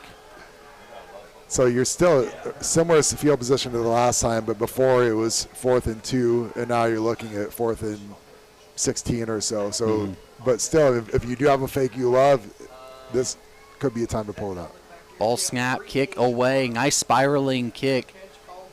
Fair catch waved for and received at around the 19-yard line. And that's where Kentucky Christian will start with the football. Under 6 minutes to go, 5:54 remaining in the half. Kentucky Christian leads in this contest, 21-0. And we're going to keep it right here with you until halftime. So strap in. So I've been there as a defensive player where you feel like you're playing well. No one's perfect. I get that. But like when just the offense isn't giving you anything in terms of moving the ball, scoring points, or anything, and it's so frustrating. And just you're doing everything you can. Like the one thing Rio's defense needs to do is force a turnover. Obviously, if you could do that, maybe that changes things. Maybe that creates some momentum. 1st and 10 here. Ball at the 20-yard line of KCU. Ball snap, handed off. That's Javari Gamble. And he's got a little bit of running room following his right guard. Picks up about 5 yards. Nice play by Dakari Reese. Shed the block, worked back inside, and made the tackle for a minimal gain. And now he's coming up hobbling a little bit. Hope he's okay. 2nd and 5 for the Knights here. You got to think that they're going to try to at least get another score on the board here. Ball snap, thrown out to Gamble. He's got some room on the near side here. He crosses the 35-yard line.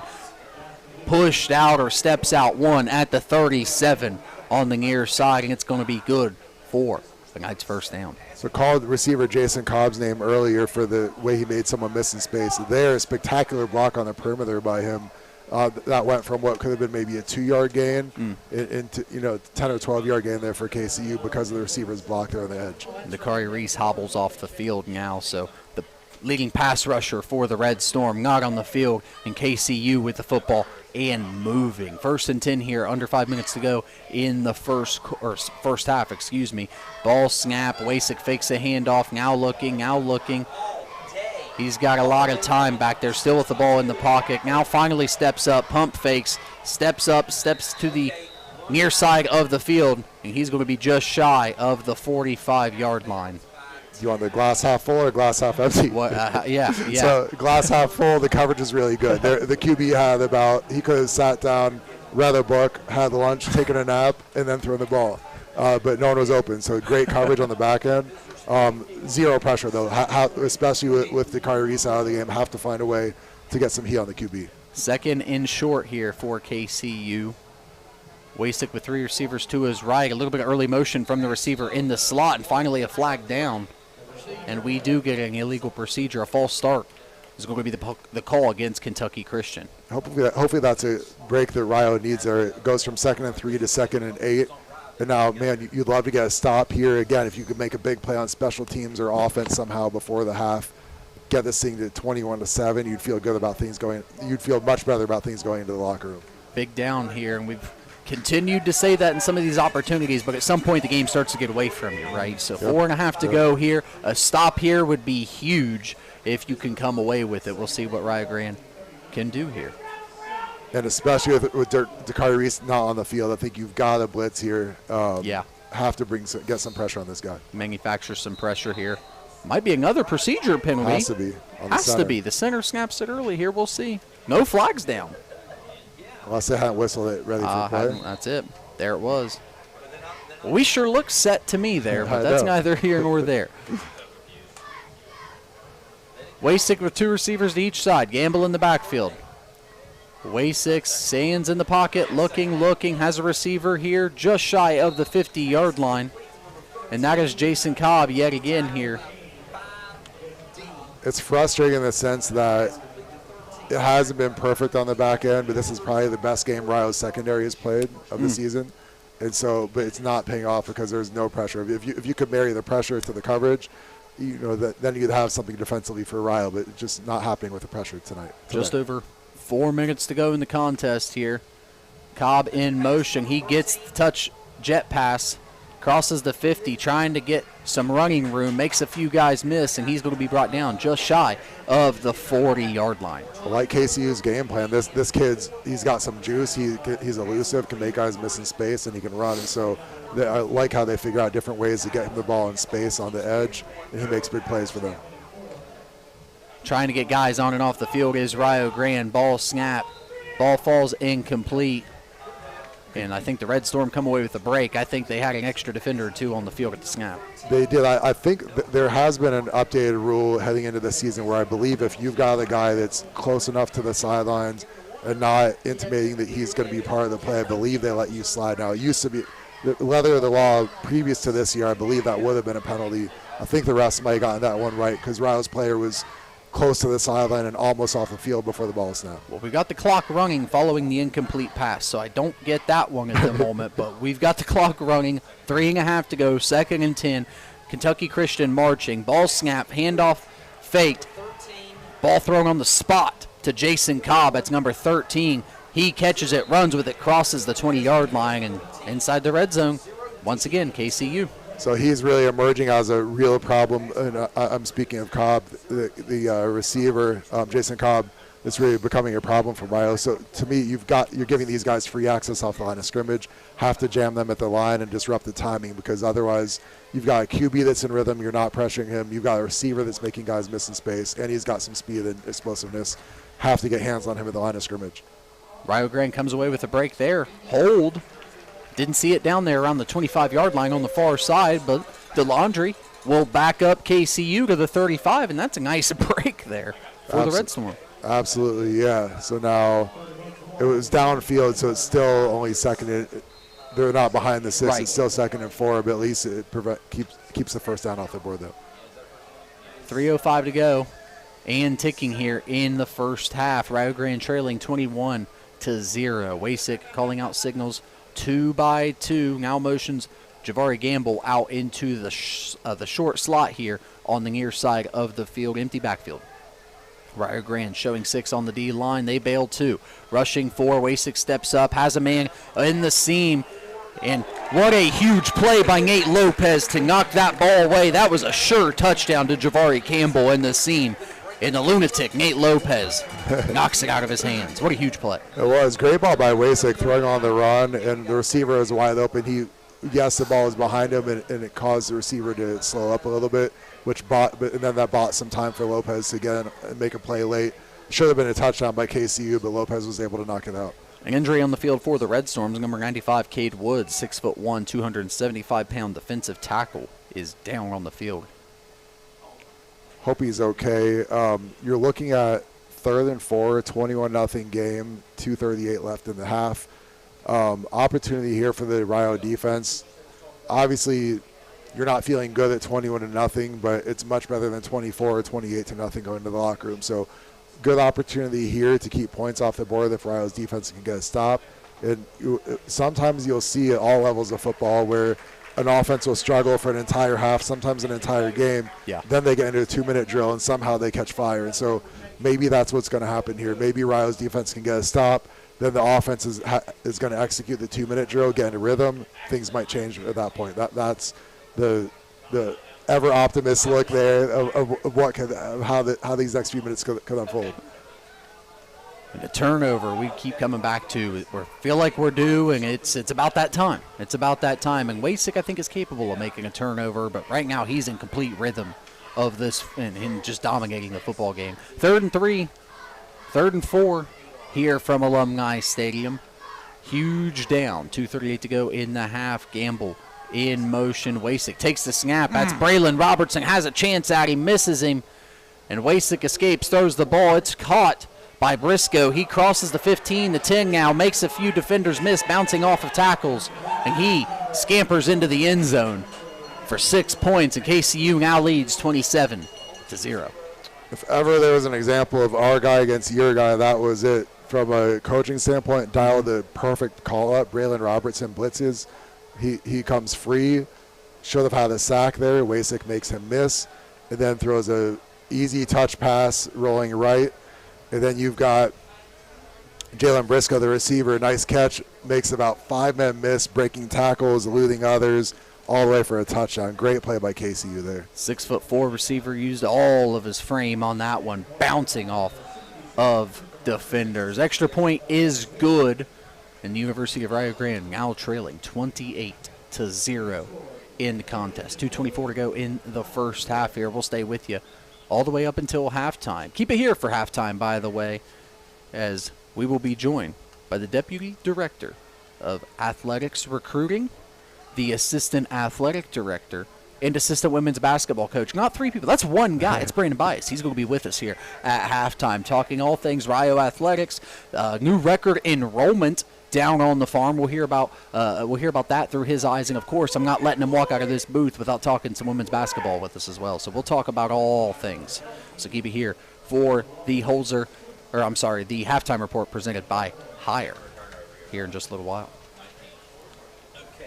There are different types of 28-0 games, and some are absolute butt kickings, and some are situations where one play here and there, things could have changed, and it feels like Rio is so close, just not able to make the play when it counts. That is Michael Moore on the return, trying to make guys miss, and he's doing a really good job of it at the moment. But he's finally brought down before the 30-yard line, and Moore continuing to show flashes of what he's capable of. But 1 versus 11 is hard to outrun. It is. I love the heart that he's showing, though. So 2:11 left in the half. Would love to have kept points off the board, but still an opportunity for the offense to run the 2-minute drill, taking over the -29. Keaton Eminer, this is an opportunity. You want this job for the rest of the season and potentially for next year. This will go a long way if he can help this offense move the ball down the field, score some points before halftime, and get things going in this game. And whether it results in Rio coming back to win the game or just get back in the game and build for the future, that's something that can definitely be accomplished on this series. As Coach Thurston mentioned, we've talked about this. He's evaluating all these guys every snap. He wants to see who's here for all of it. And, he's going to have the opportunity to do exactly that here. Eminer receives the snap, looking to his left, not able to find anyone, scrambles, steps out of bounds on the far side. Just shy of the 35-yard line, 2:04 remaining in the quarter. That's one of the first times I remember. So he rolled left there, and that's one of the first times I remember Rio rolling to either side, and there not being immediate pressure from the backside. So credit to the offensive line there, and like the decision-making by Eminer. So nothing was there. He could have forced a pass, possibly turned the ball over. Instead, he takes a positive gain with his legs. He'll take 4 or 5 yards on first down anytime. Clock ticking all the way to the 2-minute timeout. And we'll take a break in the action, but we'll stay with you here on 96.7 WKOV, the home for Red Storm football, who currently trail 28-0, just 2 minutes north of the halftime mark here. And again, heading into the day, felt like a beautiful day for football, still a beautiful day for football. The stands, another nice showing from the crowd. Coach Thurston has been adamant about the support that he's received from the community, the students, the administration, everyone. And it's another nice showing. How about 3,500 in attendance for week one? The official number came back 3,500 and some change. So making an impact in the area. And you can tell by the number of recruits here that this could be home to many athletes here in the future here. So a big future ahead for the Red Storm. But again, 2 minutes remaining in the contest, or in the first part of the contest here today. Trying to make anything happen, trying to get anything going on the scoreboard. And just on a macro level, like it's one thing to go to a program that's won a lot. They've won championships. They win year after year. They win league championships. Have guys who are All-Americans. That's great. Nothing wrong with that. But Sure. to go to a place, a startup program like this, and to build it to a championship level, it takes a special type of person to take that leap of faith. And so these recruits on campus, the scoreboard doesn't look good, but there's an opportunity to play here. There's an opportunity to turn this program around, to build this program to where you want it to go and really form a legacy here. So there is a lot to sell from a recruiting standpoint. 3 receivers to the right. Kashili in motion for the Red Storm. Emmer takes the handoff, hands it off to Jaden Cartwright. And Cartwright runs hard downhill, picks up about 4, maybe 5 yards. And that's going to be good for a Red Storm first down based on the signal of the line judges. Favorable spot for Rio there. I thought so it was too. short. They just too. waved it. Not only did they not measure it, but they just waved it on. Yeah. Okay. Keep that to our advantage here. Emminger drops back. Nothing going here. And he is brought down. That's number 99 for Kentucky Christian, the big fella, Jatarius Randolph. Wow. So James Sheets, Rio's right tackle, went up against Jatarius Randolph. Randolph made a nice swim move inside to beat him cleanly. In the hurry up is Emminger, 2-by-2, trying to make something happen. Drops back, now looking, scrambles. He crosses the 35, now the 40, puts his head down, and that's a huge collision there on the near side as he approaches the 50-yard line. I wasn't sure if Emminger was going to get up from that. That was a huge shot to the head. It was, and it was the same matchup, defensive end against right tackle. Guy made the same move inside. This time, Jalen Cartwright was there to help out his pal, and bought Emminger enough time to scramble and make the first down. Life being breathed into the Red Storm offense. Emminger takes another snap, throws an interception. That's Deshaun Webster who takes it, and he's going to trot into the end zone for the Knights. And it looks like some miscommunication from Emminger and his receiver as he is pleading his case on the sideline. But nonetheless, adds 6 points to the board for the Kentucky Christian Knights, who now lead this game 34-0. Man, just when the offense is getting some traction going, and then you give up a pick 6 there. And then I know this isn't going to change the outcome of the game, but like we've said this before in other games, that on that play, Simi Jaffa-Gunlie was hauling tail from the backside to possibly knock out the intercepting player at the 1-inch line, just in case in a 28-0 game. So I mean, you don't like this score, you don't like the result so far, but there are signs of positive culture where these guys get it and they're giving their all. The PAT attempt is up, and it is a good. And Kentucky Christian now leads 35-0 in this contest. Under a minute to go in the first half. 55.4 seconds remaining. Rio Grande will receive the kickoff. And now it's going to be interesting out of the timeouts, under a minute left, depending on what the kickoff return, what happens on the kickoff return. Is Rio aggressive? I think, to me, you're probably thinking this game probably isn't winnable. Crazier things have happened, but 35-0 at this point. I think you take any opportunity you get to run the 2-minute drill with a young QB. I think you take it. So even if you realize it may not result in points, I think you still are aggressive here and give your guys some more reps in this situation. We've talked, and there's nothing better you can do for your team than getting live reps against another team. Your program even right now. So not everything goes your way all the time, but keep swinging. And that's exactly what we're going to see here. Michael Moore fielding the kickoff from his 7-yard line. He creates a little lane with a setup there, and he's going to be knocked out around the 35-yard line. But nice setup. Looked like he was going to attack the middle of the field, and I think he created the avenue to the edge. He did. So that one minor bright spot in the game today has been Rio's kickoff return unit. Yeah. They've been, unfortunately, they've been on the field too much, which means it's because KCU is scoring so much. Sure. But you do like the returns Rio's had, so that is something to build on for the future. So now 50.3 seconds left, ball at the -35. You've got if you're managing the clock well and hit some chunk plays, you've got some time to at least get into field goal range. You'd love just to create some sort of positive momentum. And now Aiden Ludoff is actually taking the field at QB for Rio. Ludoff trots onto the field. Last man onto the field for the Red Storm offense. And he's under center. 3 receivers to his right. 50 seconds to go in the first half. Ludoff gets the snap. Hands off. And that is an immediate shutdown on the run play. That one's blown up. That's Deshaun Webster, the man who just took the interception, back for a touchdown.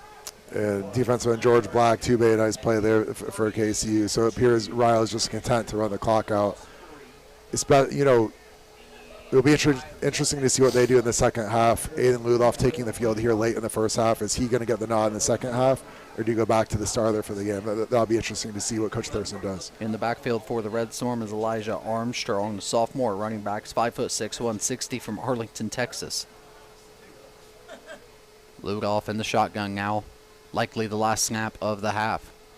He snaps, hands off to Armstrong. Armstrong is blown up immediately in the backfield by number 41, Derek Williams Jr.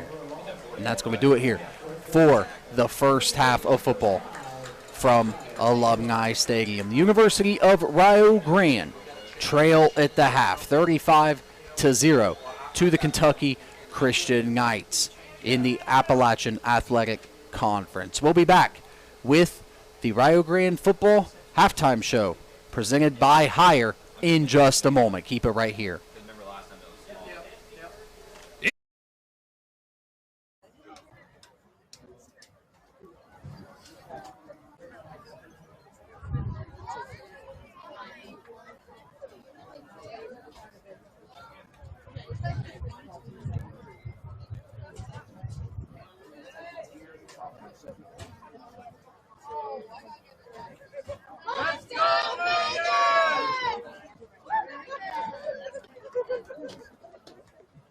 Ladies and gentlemen, the University of Rio Grande and Rio Grande Community College are proudly welcoming you once again to the field for this historic moment in Red Storm history.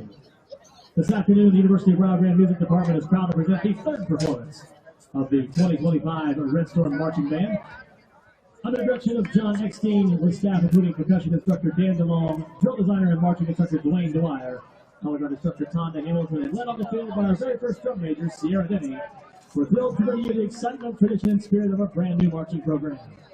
This afternoon's halftime production is titled I Go to Rio, our own Red Storm twist on the classic tune I Go to Rio de Janeiro. But that's not all. For their third appearance, the Red Storm Marching Band is excited to add a new crowd favorite to their show. In addition to Blinding Lights, the 2014 pop hit Shut Up and Dance With Me by the American pop band Walk the Moon. And to conclude today's performance, the band will proudly present the Rio Grande Victory Song, a powerful anthem of school pride and Red Storm tradition. Ladies and gentlemen, for the very first marching singing in school history, your 2025 Red Storm Marching Band.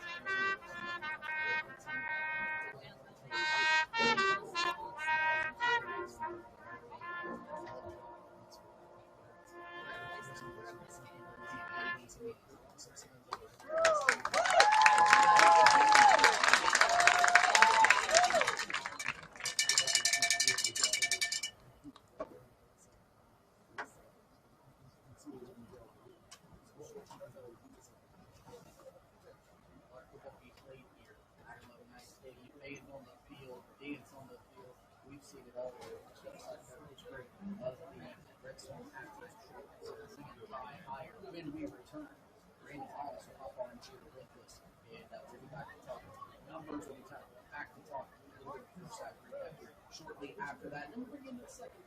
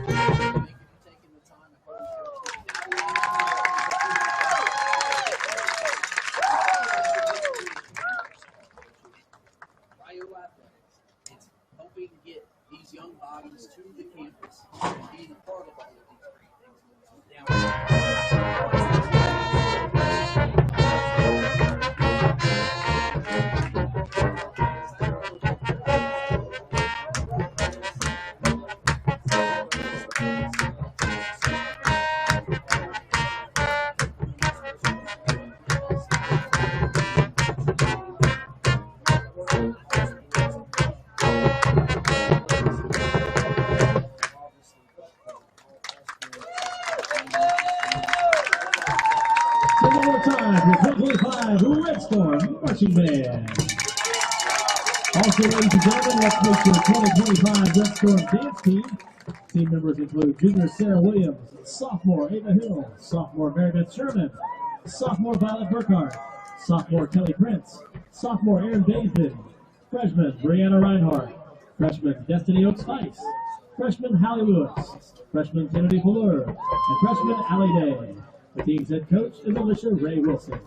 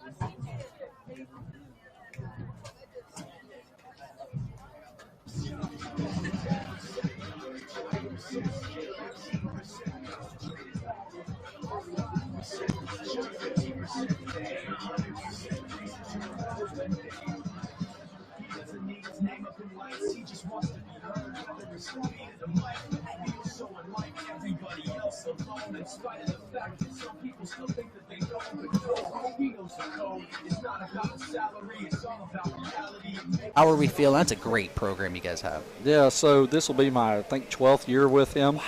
And, you know, we've been able to do some great things. The last 4 years we've been spoiled with 4 championships. I mean, when you have somebody graduating and you have 7 out of the 8 championships counting regular season and tournament, goodness. I mean, I don't know that that'll ever happen again, but that's always the goal. You know, we have 2 seniors, and they're both wanting to go for a 4th championship because now it's their turn to get a 4-peat.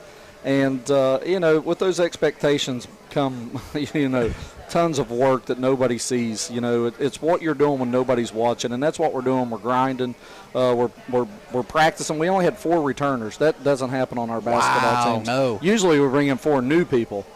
Like, we have 4 returners. Does the portal have anything to do with that or not? Yeah, but it actually factor? It evens out. I mean, I think it gives us more of an edge now. Like, we can pull recruits that are transferring now to where we couldn't. Yeah. And, you know, I also coach AAU in the summer, and I tell those seniors, man, it makes your all's job even harder. Yeah, it does. I mean, and it's product of any sport that you see. Do you want 17 and 18-year-olds, or do you want a 23-year-old?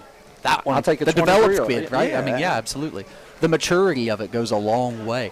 We'll get you out of here again. You mentioned it 7 days a week. We appreciate just 5 or 7 minutes of your time on a busy Saturday. Anything else you want to mention regarding anything Rio Grande? Yeah, I just think, man, it's great to see the support for football, and we're so excited. It's a first season, and I tell everybody just, you know, see it through. Keep coming out, keep supporting. But also with that, I mean, we have men and women's soccer going on right now. We have rugby. We have volleyball. Just try to come out to support your Rio athletics. They enjoy it. I'll tell you this, I'm a huge sports guy. I love the NAI, which we're a part of. Yes, I also watch NCAA D2. But, like, you come and watch a Rio home game, and the opposing teams, they're in awe of the support that you get from a small college. And I try to tell them that, you know, it's what makes Rio special, and it's part of why we have 800-plus athletes right now, and why we have record enrollment, why we have record on-campus housing. So it's just great. Try to come out and watch.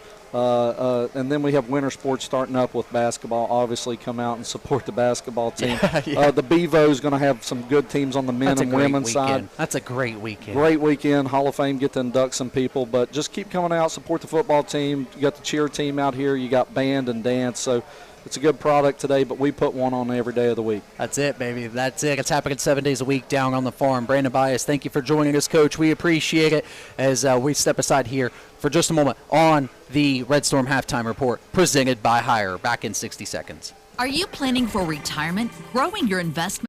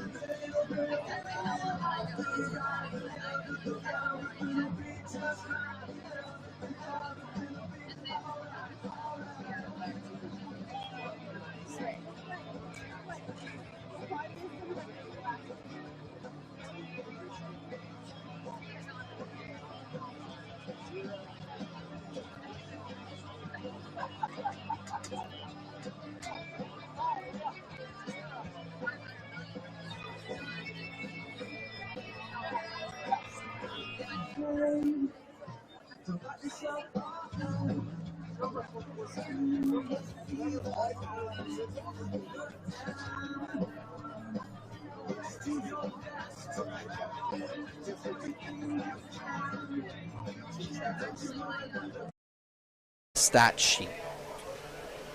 Man, I mean, 35-0 is a big one, right? That's and a tough one. Then you're looking at Rio has let Jackson Wasick just have his way with them. He's 17 for 25, 230 yards and 2 touchdowns. And then in the running game, Javari Gamble has 8 carries for 83 yards and a touchdown. And then on the flip side, you've got Jalen Cartwright, 3 carries, 1 yard. Josiah Ayers, 1 carry, 6 yards. Keaton Eminer himself, the QB, 6 carries, 16 yards. And Rio's really struggling to move it in any way possible. And then Eminer has 3 completions for 3 out of 7 completing the ball, 13 yards and 2 interceptions. I'm sorry. So again, searching for answers offensively, like we talked about as we went into as halftime began. And so it'll be interesting to see who Rio starts at QB to start in the second half. I know both these guys want to play. Both are capable. Both have shown flashes, and then also made some mistakes. And so who's Rio going to go with? And whoever that is, can that person gain some traction and start to build some momentum for the home stretch of the season?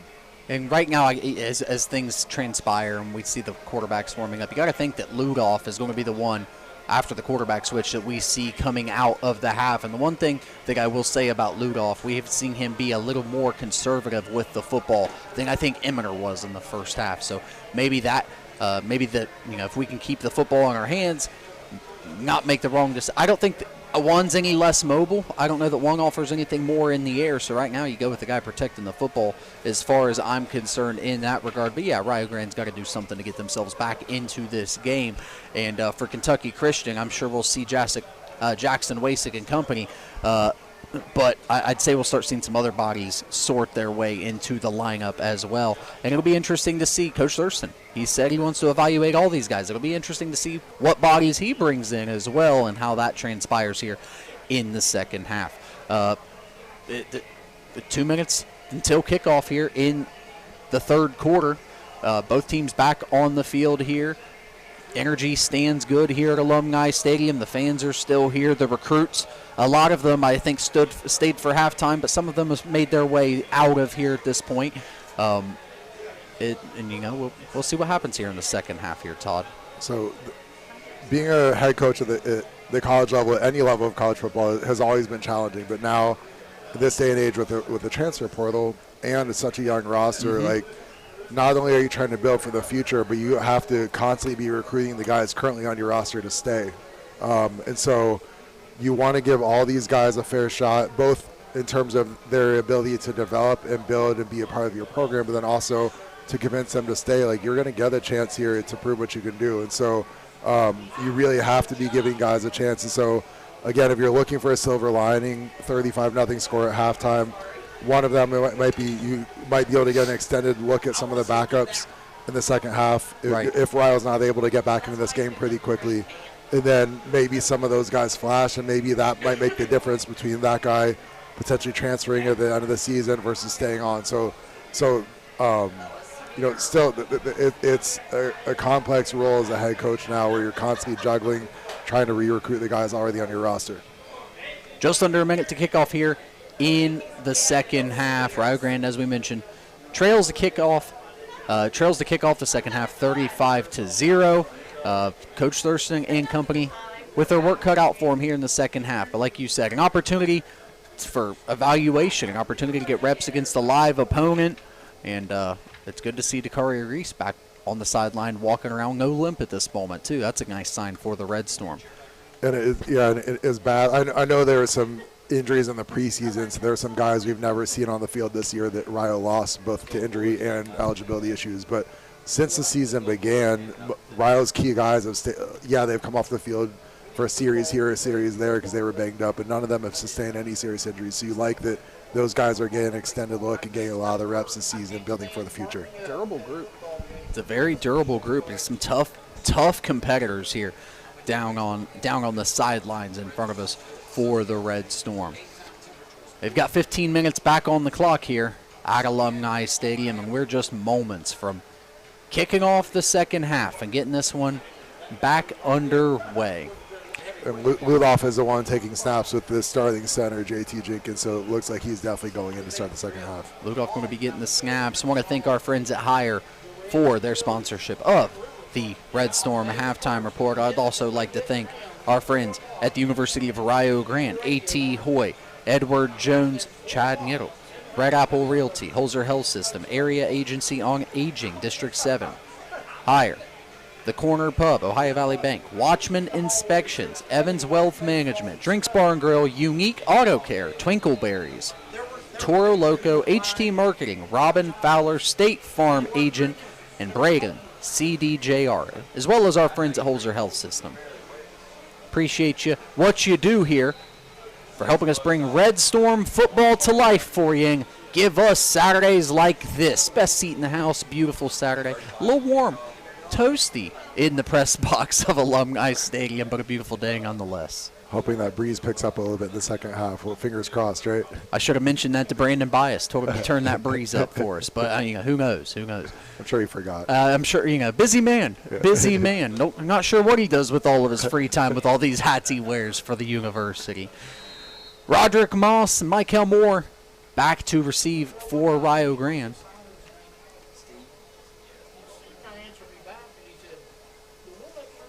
Uhas to kick it off for KCU. He does. Kicked hard to the left. And that one's going to go out of bounds around the 15, 16-yard line. And that'll start the Red Storm with pretty good field position. You'll take that, yeah. So now let's see, what can Aiden Ludoff get going? I know I sound like a broken record saying this, but I think that if I'm a defense playing Rio, they're running it almost every time on first downs. I mean, you have to get out of that tendency. You have to break that tendency and get the passing game going. And then maybe as the passing game gets going, maybe that loosens up the defense enough to where you can get the running game going again. But otherwise, it's been really tough sledding to move the ball on the ground in this game. It has been for the Red Storm. We'll see what they do. There are a few new bodies out there for the Red Storm at the moment. Armstrong still in the backfield. Ludoff to call the signals there, as you mentioned. And ball at the 35-yard line, and that's where we will begin. Three receivers to the left for Ludoff. Armstrong stands to his left in the shotgun. Ludoff calling for motion from Kashili, finally gets it. Kashili motions back, ball snap. Running into each other in the backfield for the handoff is Armstrong and Ludoff, and Armstrong stuffed at the line. I mean, you've got an offensive line that just can't create any movement against quality at this stage of the season, at this stage of their development, against a quality defensive front. And so I don't like the decisions to run again. I mean, you put Ludoff in for a reason. Let's test the arm here. See what Ludoff and this Red Storm offense can do. They huddle together. Calling out plays. Under 15 to go on the play clock here. Ludoff awaits for Walker to get lined up. Walker lines up wide left. Three receivers to Ludoff's left. Snap, handoff, handed off to Elijah Armstrong. But nothing going, and he's brought down for a loss of about 7. The handoff behind was an interesting play call there. It was a nice play by the linebacker, Chase Hall. He wasn't fooled at all, worked downhill, made the tackle for loss. Again, you run it on first and second down, and you got tackled for loss twice, and now you've got 3rd and 17, and you've got a QB who hasn't thrown a ball all day, and now he's in the 3rd and 17 situation. Not a comfortable situation for Ludoff, but he's back there nonetheless. In the shotgun, 2 receivers to each side. Armstrong to his right. Michael Moore motions across the formation.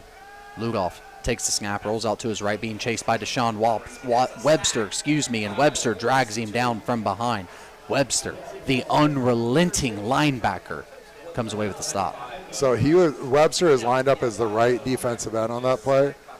Ryle rolled to the right, and he beat Brendan Tomlin, the left tackle, so quickly around the edge, and then tracked the QB and caught him from behind all the way on the other side of the field. What an amazing play by Deshaun Webster. Credit to him, man.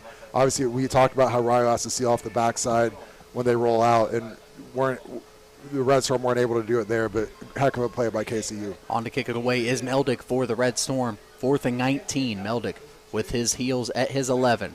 Gets the snap, gets the kick. Good kick from Meldick as the ball is fielded at the 40-yard line, where the return man is immediately brought down, and you're not going to believe it. Yep, Simi Jaffa-Gunli on the stop. He's been all over the place for the Red Storm. He has been. So you look at bright spots for today. We've talked about the kick return unit and now the punt unit as well. Still think Ryle might have gotten a bad whistle on the call that was reversed to become a touchback. I thought that should have been down inside the one, but like how those two units are playing within the special teams. So now defense, Dakari Reese is back out there, Nate Lopez is back out there. Your guys are there. Let's make some plays here. Let's maybe create a turnover here. 1st and 10 for the Knights of Kentucky Christian. Ball at their own 38-yard line. Wasick on to call the signals. Takes a snap, throws it out to his left, has Calvin Brown. He's at the 45-yard line, dragged down finally around the 47. So Ryle's can't give these guys clean releases over and over. So KCU ran 3-step there. Offensive line came off the ball. They double-teamed Dakari Reese. 0 pressure. It was a quick game. And Ryle's giving him free release off the line of scrimmage. He takes the easy completion for a good game on a first down. 2nd and 1, 2nd and short as he was close to the sticks there. Wasick takes the snap, fakes the handoff, throws it out to his left. That's Brown again. He is stripped on the play. Couldn't tell who stripped it, but coming away with it for the Red Storm is number 24. That's Marlon Reed jumping on the football. Rio Grande has the ball. Looked like he might have been the one that stripped it as well. Couldn't quite catch the jersey number there. So they ran a bubble screen, and then he was screaming downhill to make a play. KCU had the first down, but then Ryle stripped it. So you love that. We've been talking about it all game long. Ryle's defense needs to force a turnover. There we go. What can the offense do now? We'll see here in just a moment. 12:03 remaining in the 3rd quarter as the Red Storm offense trots back out onto the field, hoping to come away with any sort of points for the first time. Have to throw the ball here. With as much as Ryle's been struggling running the ball, have to pass it here. 2-by-2 set to open up the drive. Standing in the shotgun is Ludoff. He motions Walker in motion. Ludoff fakes the handoff to Michael Moore. Ludoff sets up. He is blasted by Deshaun Webster as the pass falls incomplete. Ludoff hops right back up, though. So I like that Ryle called a passing play, but when you run a bootleg, and you can't run the ball on anybody, it doesn't fool anybody. Sure. Like all that does is delay the inevitable, and so that just bought more time for KCU to heat Ludoff up, and so I think bootlegs aren't going to be effective when you're having trouble running the ball. Ludoff under center here. 2 receivers to each side.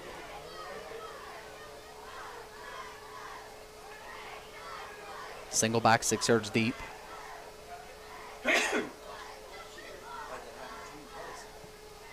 Ball is snapped. Ludoff hands it off. That's Michael Moore. Little misdirection. Moore has enough for a first down. Crosses the 45-yard line, dragged down at the 41 of the Knights. So Ryle ran a sprint draw there. You rarely see that, and really was able to pop a nice game there. Credit for the scheming there. Yeah, nice play call by Ryle, and the players executed. Nice design there by Coach Coop. Sticks are moved. Red Storm moving the football a little bit here. Let's see what Ludoff and company can do. He comes out again. 2 receivers wide to the left. A receiver in tight to the slot to the left. And 1 to the right. Ball snapped, handed off to Elijah Armstrong. And there were 5 white jerseys on the other side of the line of scrimmage there. And I think each of them had their opportunity, Armstrong at one point or another. think the front 7 for KCU, they're all competing for tackles and for stats. I mean, like, it's who can get there first. They're all there, every single one of them. And so, again, first down play, Rio runs it, loses 2 yards. Like, you've got to throw the ball on first down. 2nd and 12 here for Lugoff and company in the shotgun. 2 receivers each way. Armstrong stands to the left. KCU showing pressure off the edge. They bring it. Lugoff looks left. He has a receiver. It's Armstrong. Armstrong takes the reception, crosses the 40-yard line, where that sets up a 3rd and about 8 for the Red Storm. So I like the play call. Armstrong, they ran a screen to Armstrong. He turned back towards to the middle of the field. If he turns to the outside, I think he has a lot more room to run there. Instead of a nice gain for 5 yards, I think he might have had the first down on that play if he turned the wrong way, though. Lugoff in the shotgun, 3 receivers to his right. Ball just north of the 40-yard line, about the 39-yard line for the Knights. Motion across the formation, now 2-by-2 set. Armstrong in the backfield, ball snap. Lugoff steps up, he's pressured immediately. Pocket collapses on him, and he's brought down for a sack, loss of about 6-7 yards for the Red Storm. That's hard. Jatarius Randolph's having a really nice game for KCU up front, beat the left tackle for Rio, upfield with a nice swim move and create immediate pressure. And so that's why Rio often rolls their QBs out to either side because they have trouble protecting in the pocket. So, man, that's frustrating because you move the ball into KCU territory. You got a nice turnover. You created a turnover defensively. Would have been great to get points out of that drive. Meldick in prime position to change field position here. We'll see. Snap is good. Meldick high spiraling kick. Fair catch, wave 4 and over the head. Ball bounces past the 5-yard line into the end zone now. And the Kentucky Christian University will start with the football at the 20-yard line following the touchback.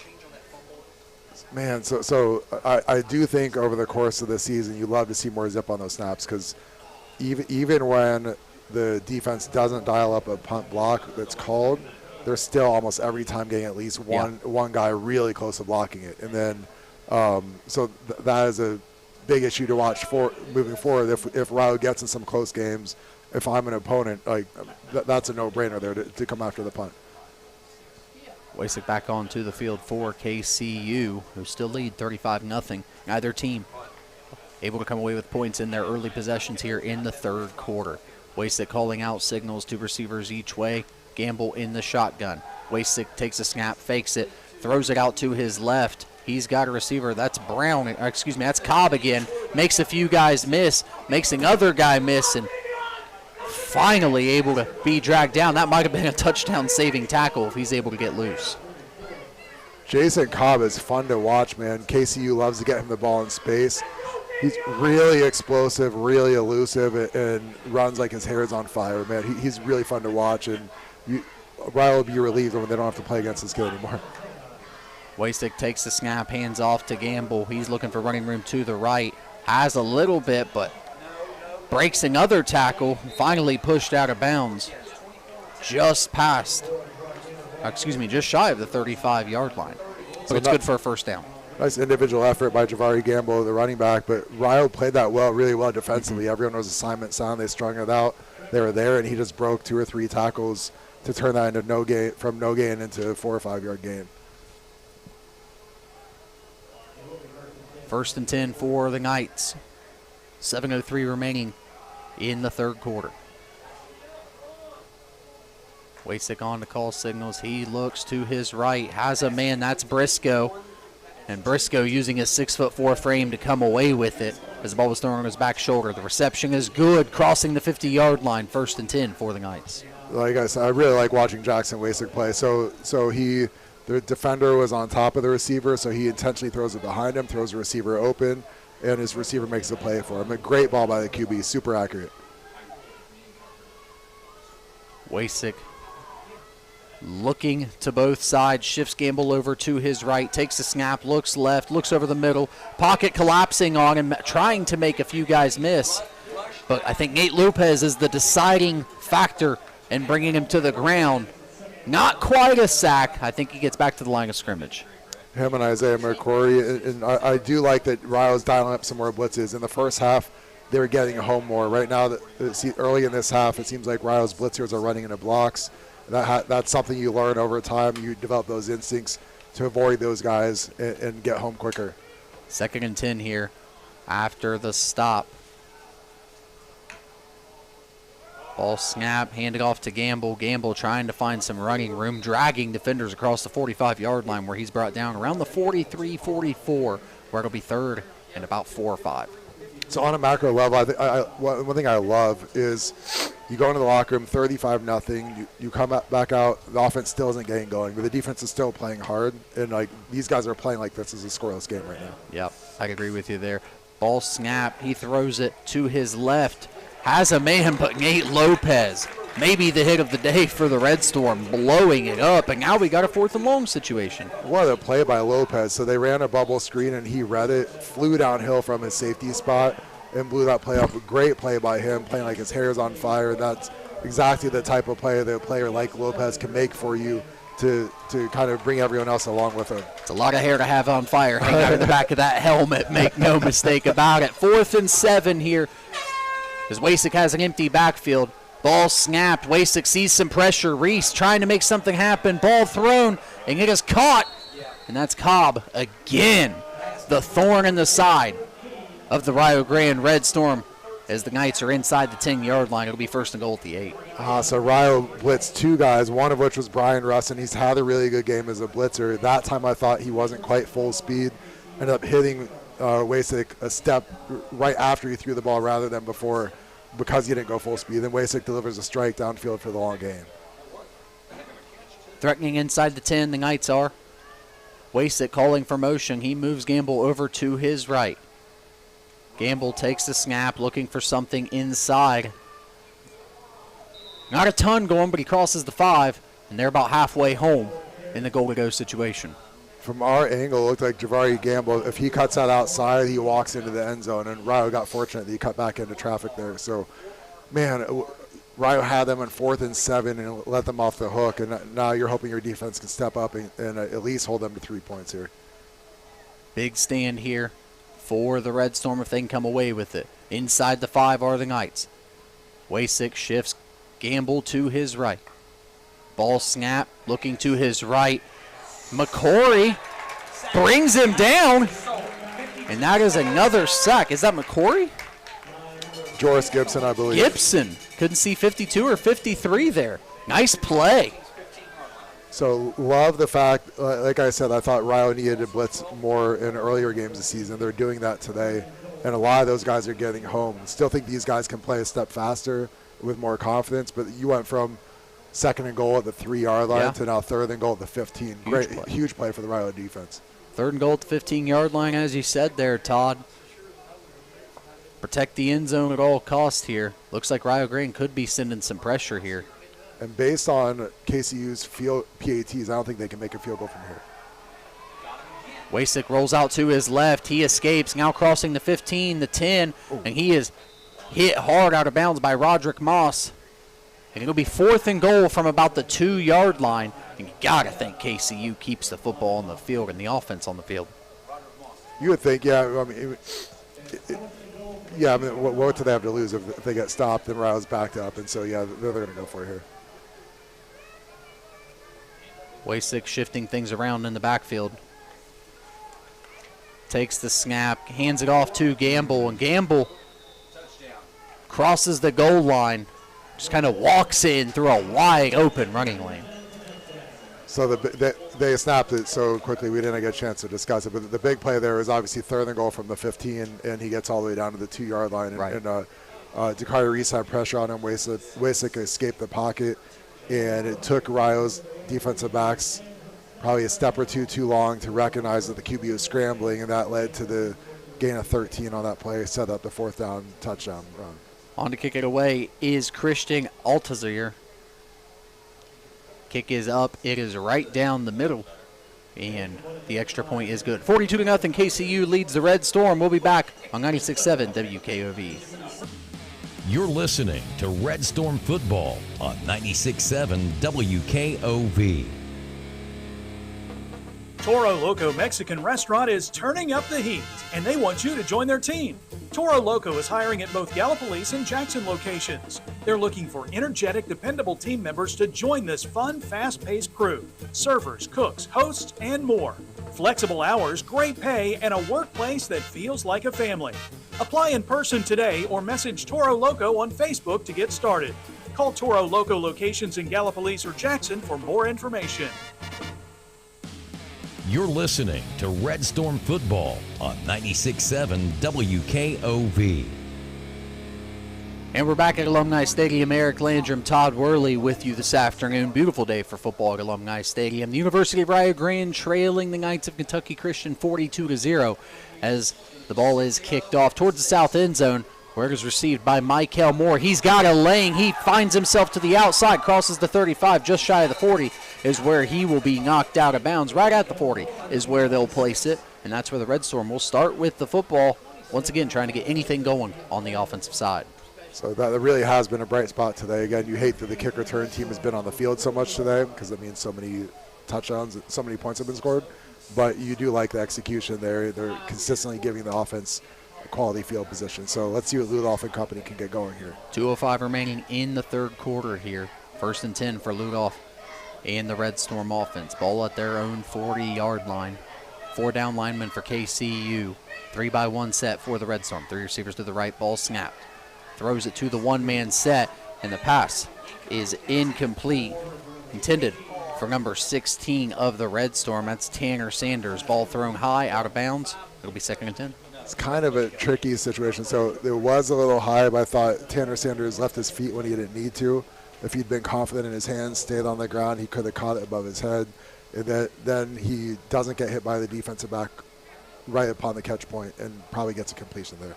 Ludolph calling out the signals on 2nd and 10. Love the idea of throwing it on 1st down there. Ball snapped. Ludolph keeping it after the fake handoff, but just not enough time to get anything going. KCU's defensive front standing out yet again. All right, Tyler Kelly, the defensive end for KCU, great move on Ryo's left tackle, worked inside and got immediate pressure on Ludolph. So, like you said previously, I do like the play call on 1st down. It was a relatively easy completion, should have been made, and then you set up 2nd and 4, 2nd and 3, and you feel good about that. Instead, it's incomplete, then you have a loss on that play, so now you're at 3rd and 12. 3rd and 12 here, as you said, for Rio Grande. Ball at their own 38-yard line, 2-by-2 set for Ludolph. He's got it back to his right. That's Armstrong. In the shotgun here. KCU rushes 3. Ludolph throws to his right, looking for Beamer Walker, just over the head of Beamer Walker downfield, and that'll bring up 4th down for the Red Storm. Rouse really having trouble blocking Tyler Kelly. There's that matchup, Tyler Kelly, the defensive end for KCU, against Brennan Tomlin, left tackle for Rio, and he's having a really tough time with him. And so when Ludolph does drop back to pass, he's under immediate pressure because of that. Andy Meldick set to kick it away for the Red Storm. Back deep to return for KCU is number 25, Nehemiah Williams, 5'6" freshman running back. Getting his opportunity to return a kick. Ball snapped. Meldick kicks it away. It's a wobbly kick. Fair catch called away for. Ball is muffed. Simi Jaffa Gunley has an opportunity to pick it up. Rio Grande comes away with the football in the end zone. And the Red Storm are going to have 6 points. They're not signaling. It should be, you're right. If they're saying that he didn't touch that. No way. No. This should be a touchdown for Rio Grande. A muffed punt. Simi Jaffa Gunley knocks it towards the north end of the end zone, eventually picked up by the Red Storm. It's number 81. That's Hayden Kinney, the receiver, coming away with it. This should be a Rio Grande touchdown. And that was a signal. Hang on now. Preliminary. They're waving touchback now. It's either Rio's ball or they're on the 10-yard line. This should be a touchdown. I don't understand what's taking so long. I'm very confused. There we go. There's the signal we needed. Touchdown Red Storm. Special teams yet again being the key for Rio Grande. The ever interesting punt unit of the Rio Grande Red Storm. That's a big play unit, right? MVP, Andy Meldick, most valuable punter. Rio Grande's on the board. 42-6, 45 seconds to go. And again, the conversation's continuing in the end zone, but this is, in my opinion, very cut and dry situation. There's a lot of talk going on. The only question would be is if they call, you know how you can't bat it forward, so if it's possible they could say Rio recovers it at the 10-yard line or wherever that was where the initial attempted recovery was, but there's no way it's. But incidentally, though, I mean, incidental. No, I agree. I agree. Yeah. Unless they saw it differently, but it'd still be Rio's ball either way. Sure. It should be a touchdown, though. Are they going to review this again? They may. Maybe under review. They're challenging the play. There will be a challenge on this one, so awfully stingy with the 6 points around here at the moment, but we'll see here in just a moment. Dude. Come on, man, right? No, but I get it. Those guys are competitors. They don't ever want to give up 3 points. But, I mean, of course not, yeah. But the returner definitely touched it, so it's definitely, at the very least, Rio's ball deep in KCU's territory. The only question to me is whether it's a touchdown or whether Rio, it's going to be 1st and 10 at the 10 or 12-yard line. Right. Oh, we've got. How about this? Todd? We've got our own capabilities here. How cool is this? Big shout out to the stream operation conducted by Dakota Berry, the University of Rio Grande, and their staff, because they're showing us all kinds of stuff. To me, it looks like he touched it. Of course, yeah. I mean, when you really stop and look at these things in real time, you guys. It was an attempt catch. And then not only that, but it ricocheted off of him. So I think you're right. I think the question remains to be seen if the bat was considered incidental or intentional. intentional. Right. So it was right at like the 10-yard line where Jaffa Gunley batted the ball. And I know he's just trying to recover it and get control of it, but like it's possible every now and then you'll see that rule an intentional bat. And I think it would still be Rio's ball though, but it just at the spot of the first attempted recovery.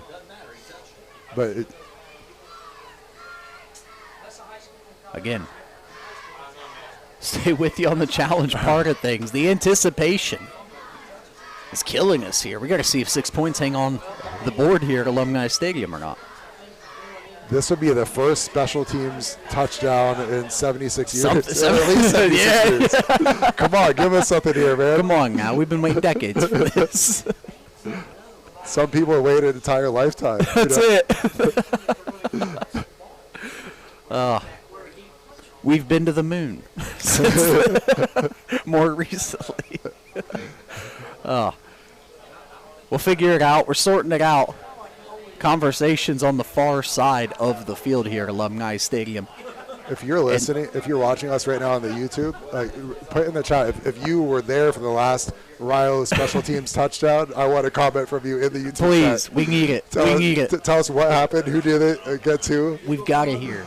Let's hear from the head official of today's game here. Get final word. Now he's calling out. Coach Thurston might be the most anxious man in Jackson County at this point.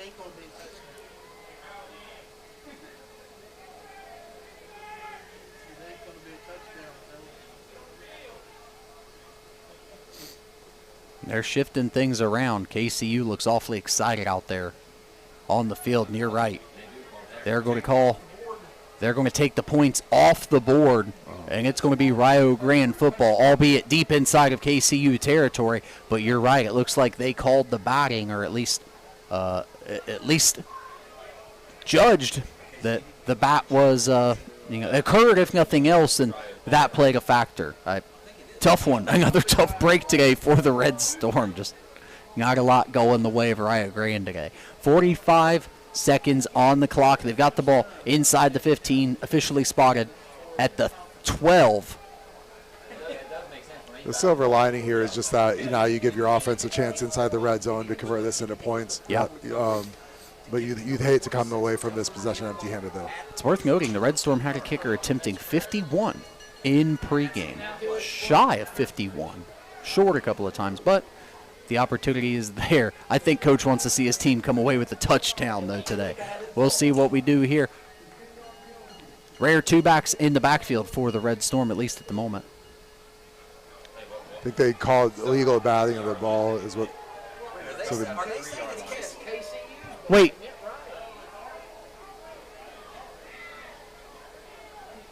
The defense is trotting back onto the field. I didn't hear what the official said. I thought he called illegal. I am very confused by what we're seeing right now, Todd. How could this be how could the defense, how could the offense not end up with the football? Both teams have their defense out there right now, so KCU doesn't know either what's going on. Offense out. There we go. There we go. Okay, I feel better now. I'll sleep tonight. I'll sleep well tonight.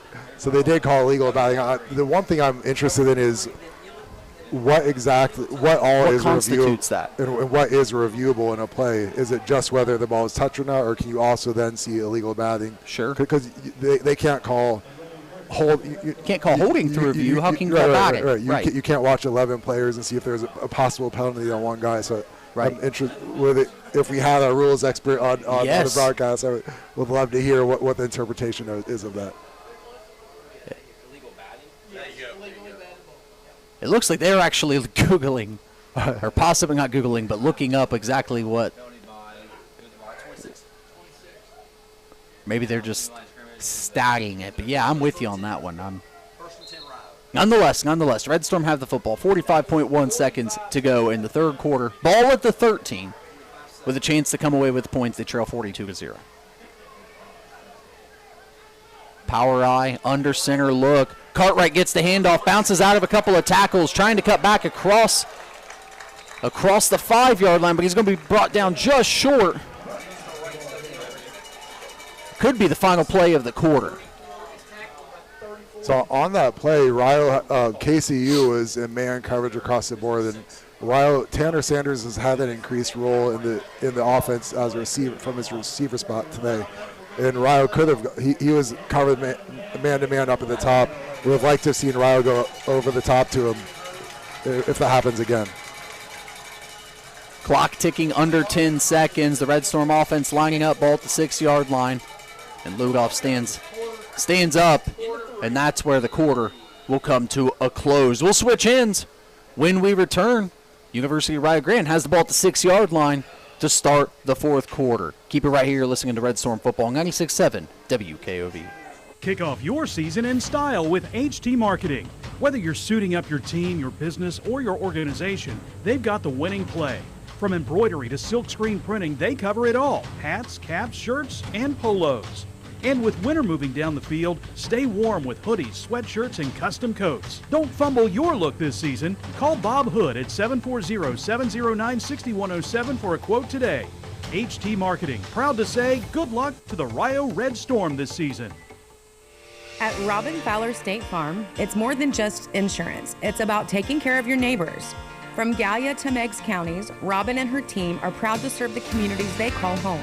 Whether you need auto, home, or life insurance, you can count on personalized service and a team that truly cares.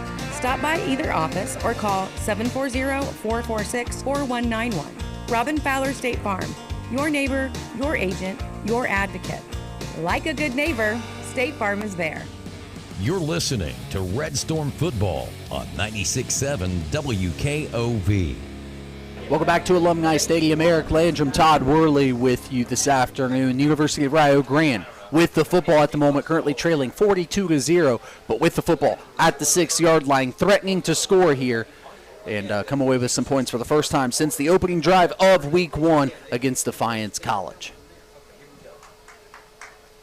So they're a man down at the bottom against Tanner Sanders. Ludoff gets the snap. He drops back looking. He's under pressure right away. He's brought down by 3 Knights. And he's brought down deep into the red zone, now across the 16-yard line. I mean, the pass protection broke down. That's a situation, no matter what, as a QB, you can't take a sack. You've got 2nd and 3 at the +6.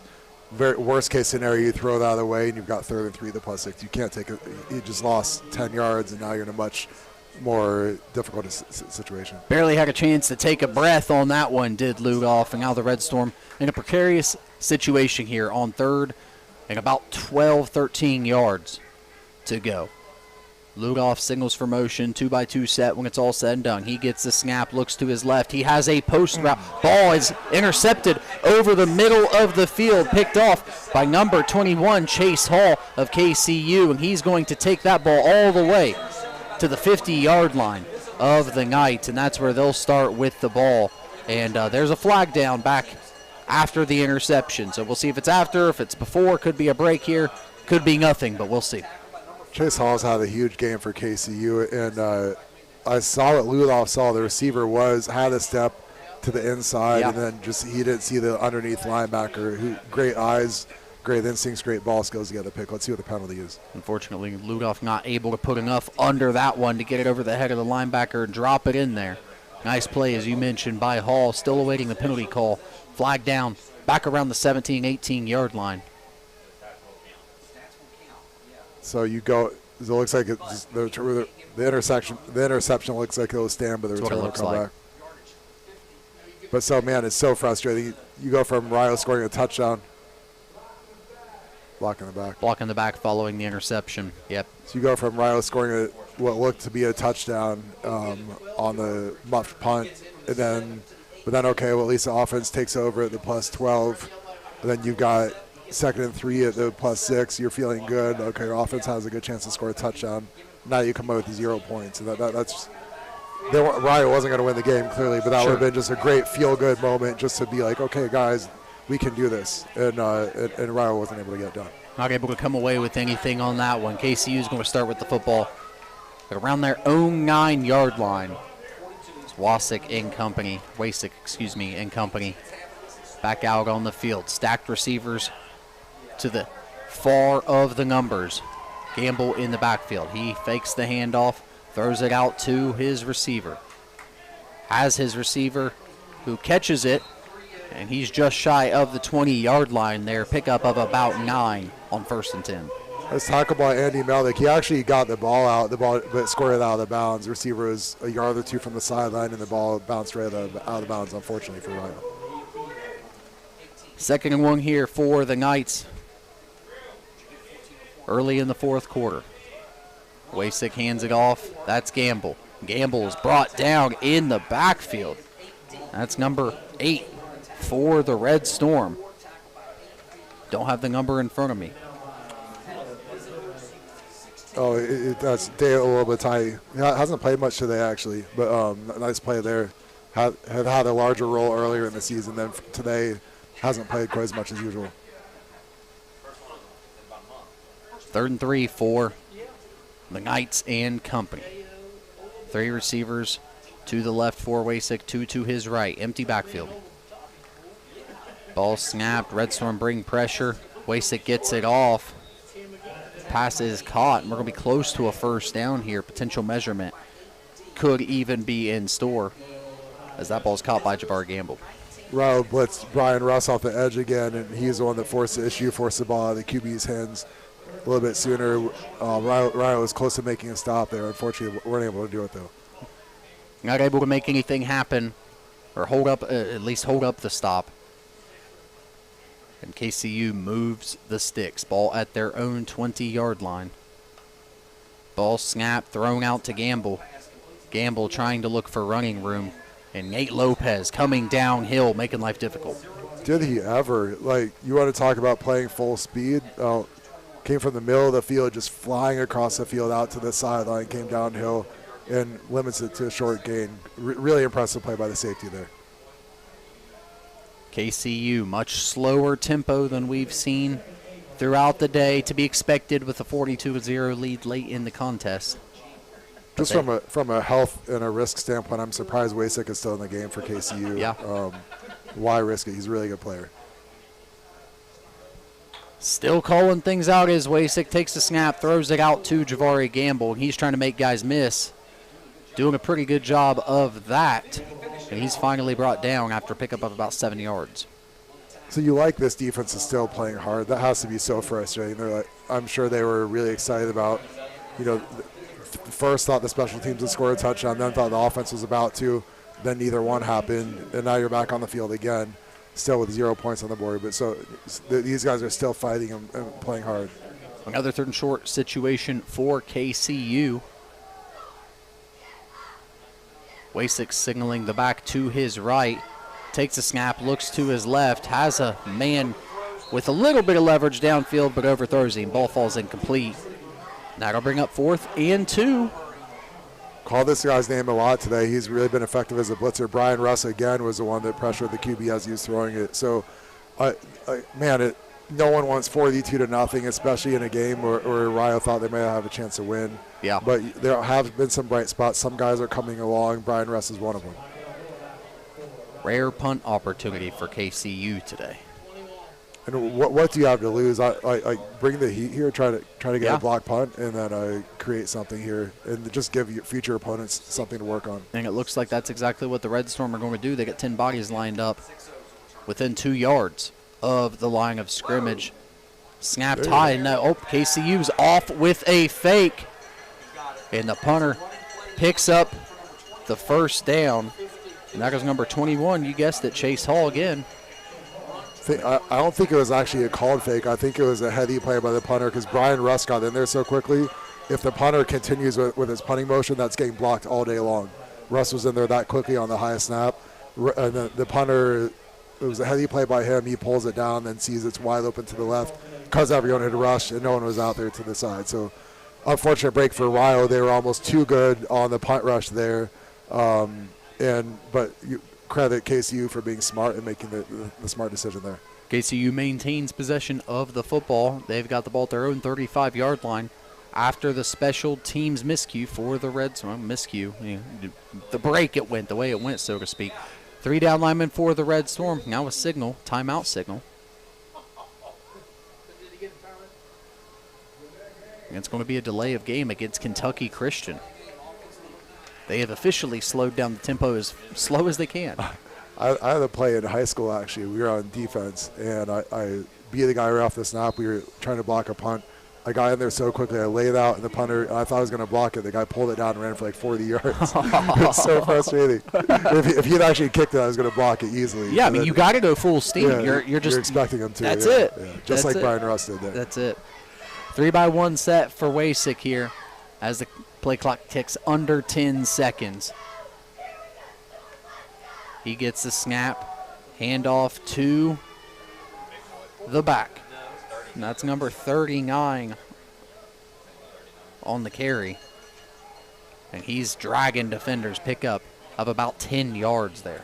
So we're ticking down to about 9.5 left in this one. And so I know Rio wants to give these guys reps, but you've still got 5 more games after this season, and you've got some key guys out there. The last thing you want is an injury right now. To me, I'm getting Dakari Reese, Nate Lopez, and others out. Give some other guys a look and keep your key guys healthy. 2nd and 6 for KCU here. Wasick brings a man in motion. 2 receivers to each side when it's all said and done. Tiberius Carter in the backfield. Wasick takes the snap, hands to Carter, and Carter trying to plunge through that Red Storm defensive line. Picks up a couple.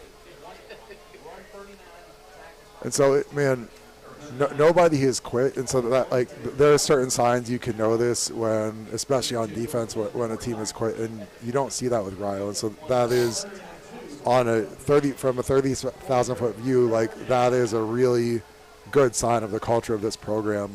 Not only did these guys believe they were going to win to begin the game, but they're still fighting this late in the game in this situation. 3rd and short situation here. Wasick empties the backfield out. Flags in the air, and it looks like Dakari Reese might have been looking forward to hanging out with Jackson Wasick in the backfield there. And then, on the flip side, I do think Rio should take some guys out just to preserve their legs and also make sure that you don't sustain any cheap injuries late in the game. If I'm KCU, the same thing. They've got many, if not definitely the starting QB. I think their whole starting offensive line, and then they've got some backups in the skill positions. But to me, if I'm them, I'm taking all those guys out. It's not worth risking anything at this point. False start there, and the break goes in the way of KCU. Dakari Reese, you are off the hook, my friend. So we've got 3rd and 8 here. 3rd and about 8 to go here. for the Knights. I do like this wrinkle that Rio showed today, and so it's going to be another look that the future opponents have to prepare against in practice, where you've got the 6 guys on the line of scrimmage all in a 2-point stance. Ball snapped. Quick pressure, and that was about as uncomfortable as we've seen Wasik all day there. Coming off the edge for the University of Rio Grande. That was Brian Russ yet again, and when he wants to go, he's shot out of a cannon. See, that's the thing. That was his 100% there.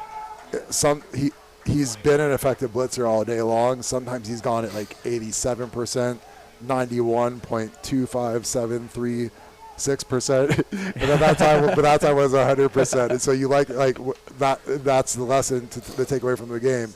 When you go 100%, look what happens. Hall set to kick it away for the Knights. And I will bet that the previous play was the only reason there was a little bit of hesitation at the end, because that one had an opportunity to be blocked as well. Rio Grande's going to start with it after the punt fielded by Michael Moore at their own 16-yard line. We're only going to have another time or two to come away with points today here. Got to make something count. And I think this is an opportunity to get Aiden Ludoff a live look at the 2-minute drill and see what he can do. And so obviously it's not to get back in the game, but like there may be a game later in the season where Rio really has a chance to win the game or to force overtime by going down and scoring in a 2-minute situation. And so why not get reps at that right now? Ludoff in to lead the Red Storm for another time. 2 receivers to each side. Cartwright in the backfield to his left. He takes the snap, fakes the Cartwright.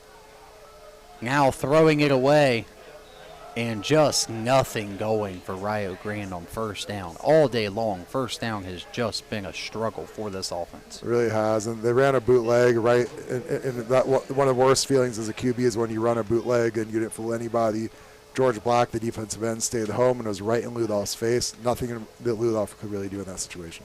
Going to bring up 2nd and 10 for Rio Grande. 7:47 to go in the contest. Currently trailing 42-0. Much better defensive showing for the Red Storm in the second half here. I will say that much.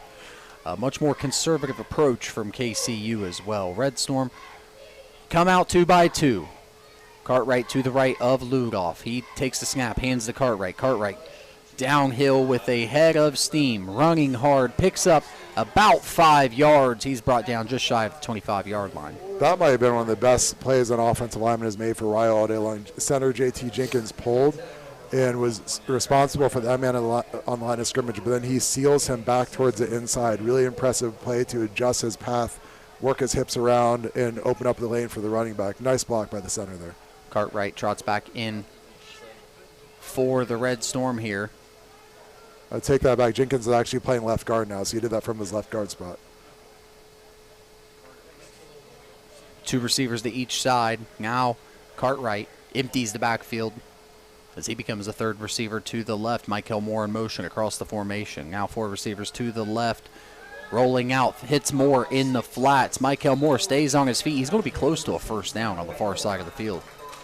Okay, so I mean, you're looking for any small positives you can get, and Ludoff an easy completion there, throws a strike. You'll take that. So 4th and 1 now. Obviously, you're nothing to lose by going for it, and we'd love to get the first down. And Rio's actually going to punt. Yeah, they're going to throw the punt unit on late.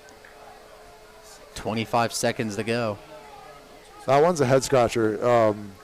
I get you don't want more points on the board on one hand, but it's 4th and 1. Sure. And who knows if KCU is even going to try to score if they do stop you. They haven't shown any signs of trying to score late. Yeah. Right. And so they probably wouldn't even put their first unit back on. Oh, man. That one's a head scratcher. Nonetheless, Meldick on to kick it away.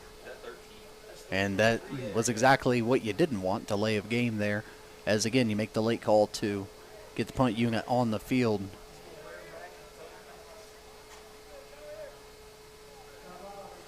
Okay, maybe think about this one for a moment, Coach. We'll step aside with you while you think about this 4th down situation. More from Alumni Stadium when we return. You're listening to Red Storm Football on 96.7 WKOV. Braden Chrysler Dodge Jeep Ram in Gallipolis is proud to back the University of Rio Grande Red Storm football team. From the first drive to the final touchdown, they're cheering for every play, every win, and every moment under the lights. Just like the Red Storm, Braden's CDJR is built on strength, drive, and hometown pride. When it's time for your next car, truck, or SUV, you'll always find a winning lineup. Good luck this season to the Red Storm from everyone at Braden CDJR in Gallipolis. Welcome back to Alumni Stadium. Eric Landrum, Todd Worley with you. 6:16 to go in this contest. University of Rio Grande trail Kentucky Christian 42-0. 4th and 1 situation here deep in Rio Grande territory. About the 31-yard line, 32-yard line for the Red Storm. But nonetheless, the 27-yard line. But nonetheless, they're set to kick it away. 6:16 to go in the contest. Meldick with his heels at the 12-yard line for the Red Storm.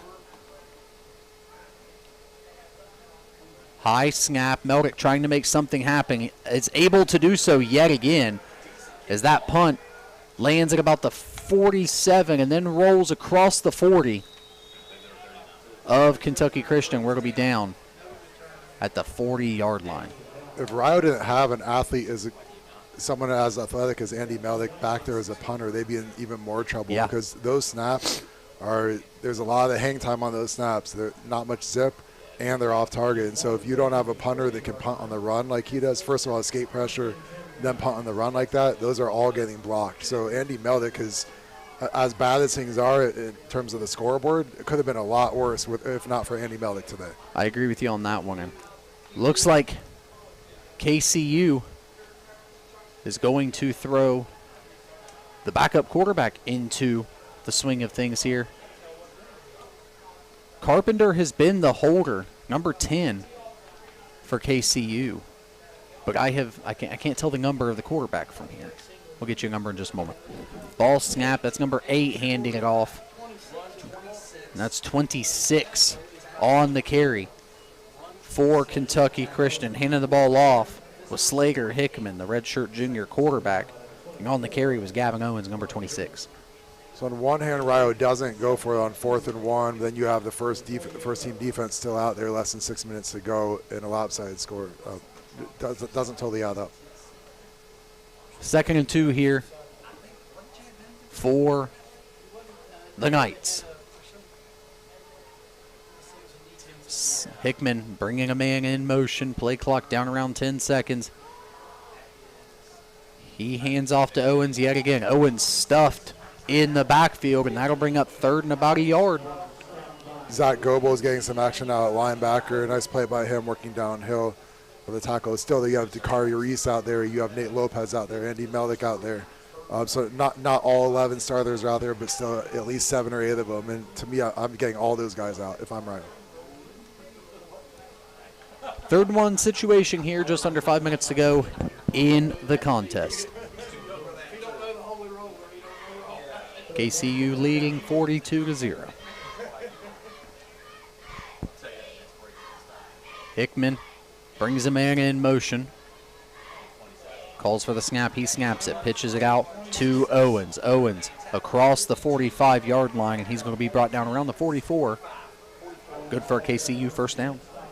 And just something I noticed here, Nate Lopez came downhill, had an opportunity to make a play for no gain or maybe a gain of 1, missed a tackle, and he's furious at himself. It's 42-0, and he just has that, and he has his own standards to where if he doesn't play up to it on a play-by-play basis, he knows it, he acknowledges that, and gets down on himself. So that's the type of culture you want, where your best players are always wanting to perform at their best no matter what the situation is. 2 receivers stacked wide to each side of the field for Hickman. He gets the snap, hands it off, and blowing that play up in the backfield for Rio Grande is number 50 for the Red Storm, Zach Goebel. So I'll call his name twice now. Another nice play from his linebacker spot. Haven't been getting that many snaps until just now, and he's taking advantage of this late game playing time, and maybe that'll lead to an increased role in future weeks. Under 3.5 to go in the game here from Alumni Stadium. KCU with the football, 2nd and 11. 15 seconds to go on the play clock. KCU really slowing things down now.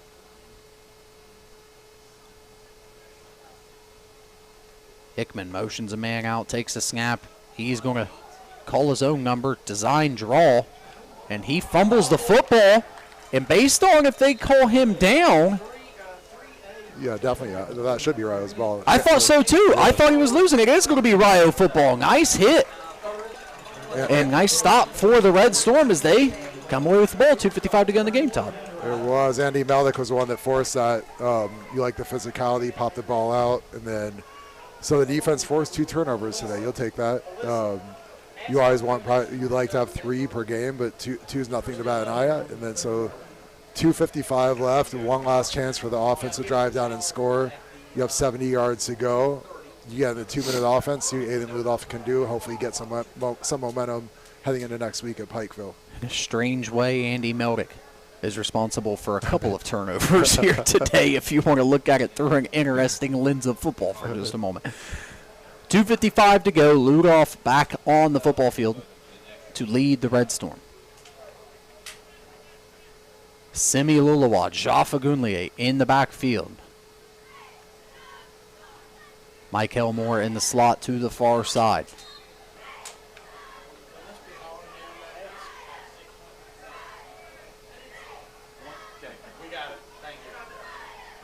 Taking the snap, throws it out to his right. Nice move there.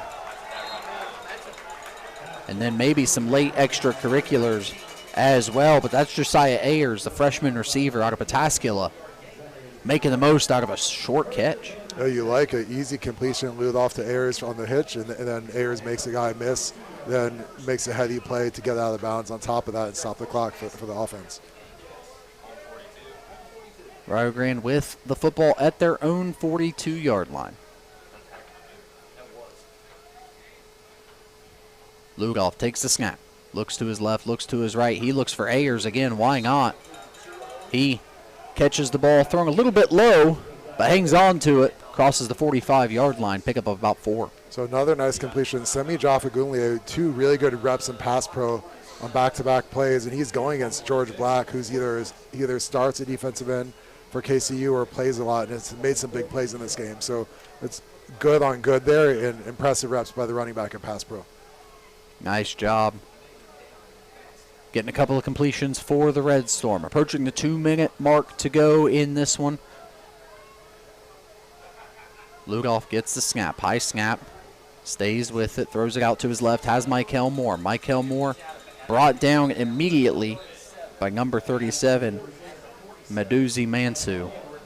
Pickup of about a yard. Going to bring up a 3rd and short situation. So you like what Ludoff's showing here. Back foot hits the ground. He processes quickly, sees the open man, and delivers it to him for the easy completion 3 times in a row there. We'll be back in just a moment. We got the 2-minute timeout upon us here.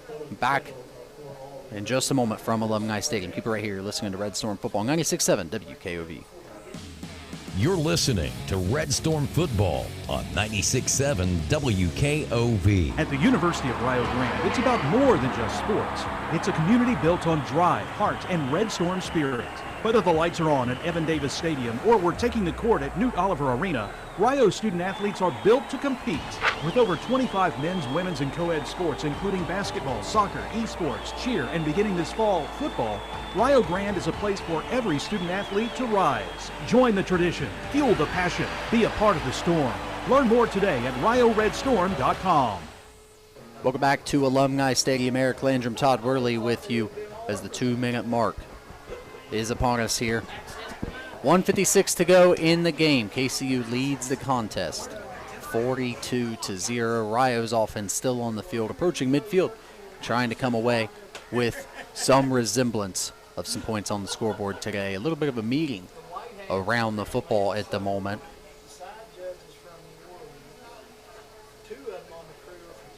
Looks like they've communicated everything that they need to, and the officials are separating, and we're ready for a 3rd and 5 from the 47.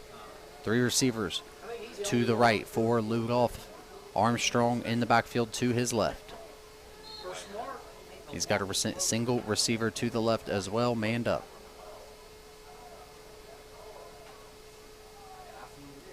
Ludoff gets the snap, looks to his right. He's got a man. That's number 19, Beamer Walker. He's got it. And that ball is caught and taken into the end zone. Ludoff connecting on the post route to Beamer Walker. And Rio Grande strikes with just under 2 minutes to go in the game. Aiden Ludoff, what a play. He's under pressure, stays calm, takes a hit right as he's throwing the ball, and throws this absolute strike, like you said, to Beamer Walker, who then shows some really impressive bursts after the catch to outrun the KCU secondary. The long touchdown. The first touchdown Rio scored since the second play of the season offensively. The KCU group with us in the stands here is not too happy about what they just saw, but hey, the Red Storm are on the scoreboard. And on to kick it away for Rio Grande. Unfortunately, kicker loses the ball, and now KCU has a wall on the return. It'll count for a couple of points if they can do it. That's a long way to run for no points or field position, but nonetheless, 6 points stays on the board for the Red Storm, who are looking to complete a PAT on the year as well at this point, Todd. Yeah, the snap bounced back to the holder and just messed up the timing, so Rio couldn't even attempt the kick there. KCU's coaches don't think they're very pleased with letting up the late touchdown, but man, we said that going into these last few drives here for Rio offensively, like a chance to really just build on something for the future, and you love what Aiden Ludoff showed on that series. Yes. Not only in that series, but then he got, this was his job. He was the starter. He comes into this game, doesn't start. Emener starts over him. Yeah. Ludoff gets a nod late in the second quarter, comes out in the second half. The game gets away from Rio, but then you love that moxie of the mental toughness of, I'm bouncing back, I'm still here. I'm gonna get another shot, and when I do, I'm gonna take it and run with it. So now, to me, that is a way to create some momentum heading in to next week. And then Beamer Walker, huge play. You like the juice he showed after the catch? Yeah. To outrun the secondary for the touchdown. Some nice flashes there for the young Rio offense. It was, and we can talk about it, but Ludoff stood in there. He took a shot to deliver that ball, and he threw a perfect ball to Beamer Walker. Kick is up in the air, received at the 15-yard line by the Knights. And that is number 2 on the return for KCU. That's Jacob Kane. He's able to bring the ball out close to the 45-yard line, and that's where KCU will have it. 1:36 to go in the contest from Alumni Stadium. 42-6, the Red Storm trail the Kentucky Christian Knights in the first game of conference play in the Appalachian Athletic Conference. First ever meeting between these two programs as well, worth noting this far into the broadcast. I like to say a better broadcaster tells you that earlier, but a lesser one doesn't tell you at all, and that's what's important. First and 10 for KCU. Probably expect a heavy dosage of the running game here to get this thing over with for KCU. Yeah. But we'll see, though. Hickman calling out the signals for the Knights, and Dakari Reese says you can run the ball as long as you want as far as I'm concerned, as he stops Elijah Gay in the backfield. So you like that he's still making plays on one hand, just it shows his internal makeup. On the other hand, I don't like having someone like that in the game. He's a really key guy for you, both this year and in the future. The last thing you want is to risk an injury. KCU bringing the offense back onto the field, probably just for the victory formation by the looks of it. 1 minute mark here in the game. It is going to be for the victory formation. You're going to be talked about early rivalry. You never know how these things are going to transpire late, but looks like things are going to end cordially here from Alumni Stadium.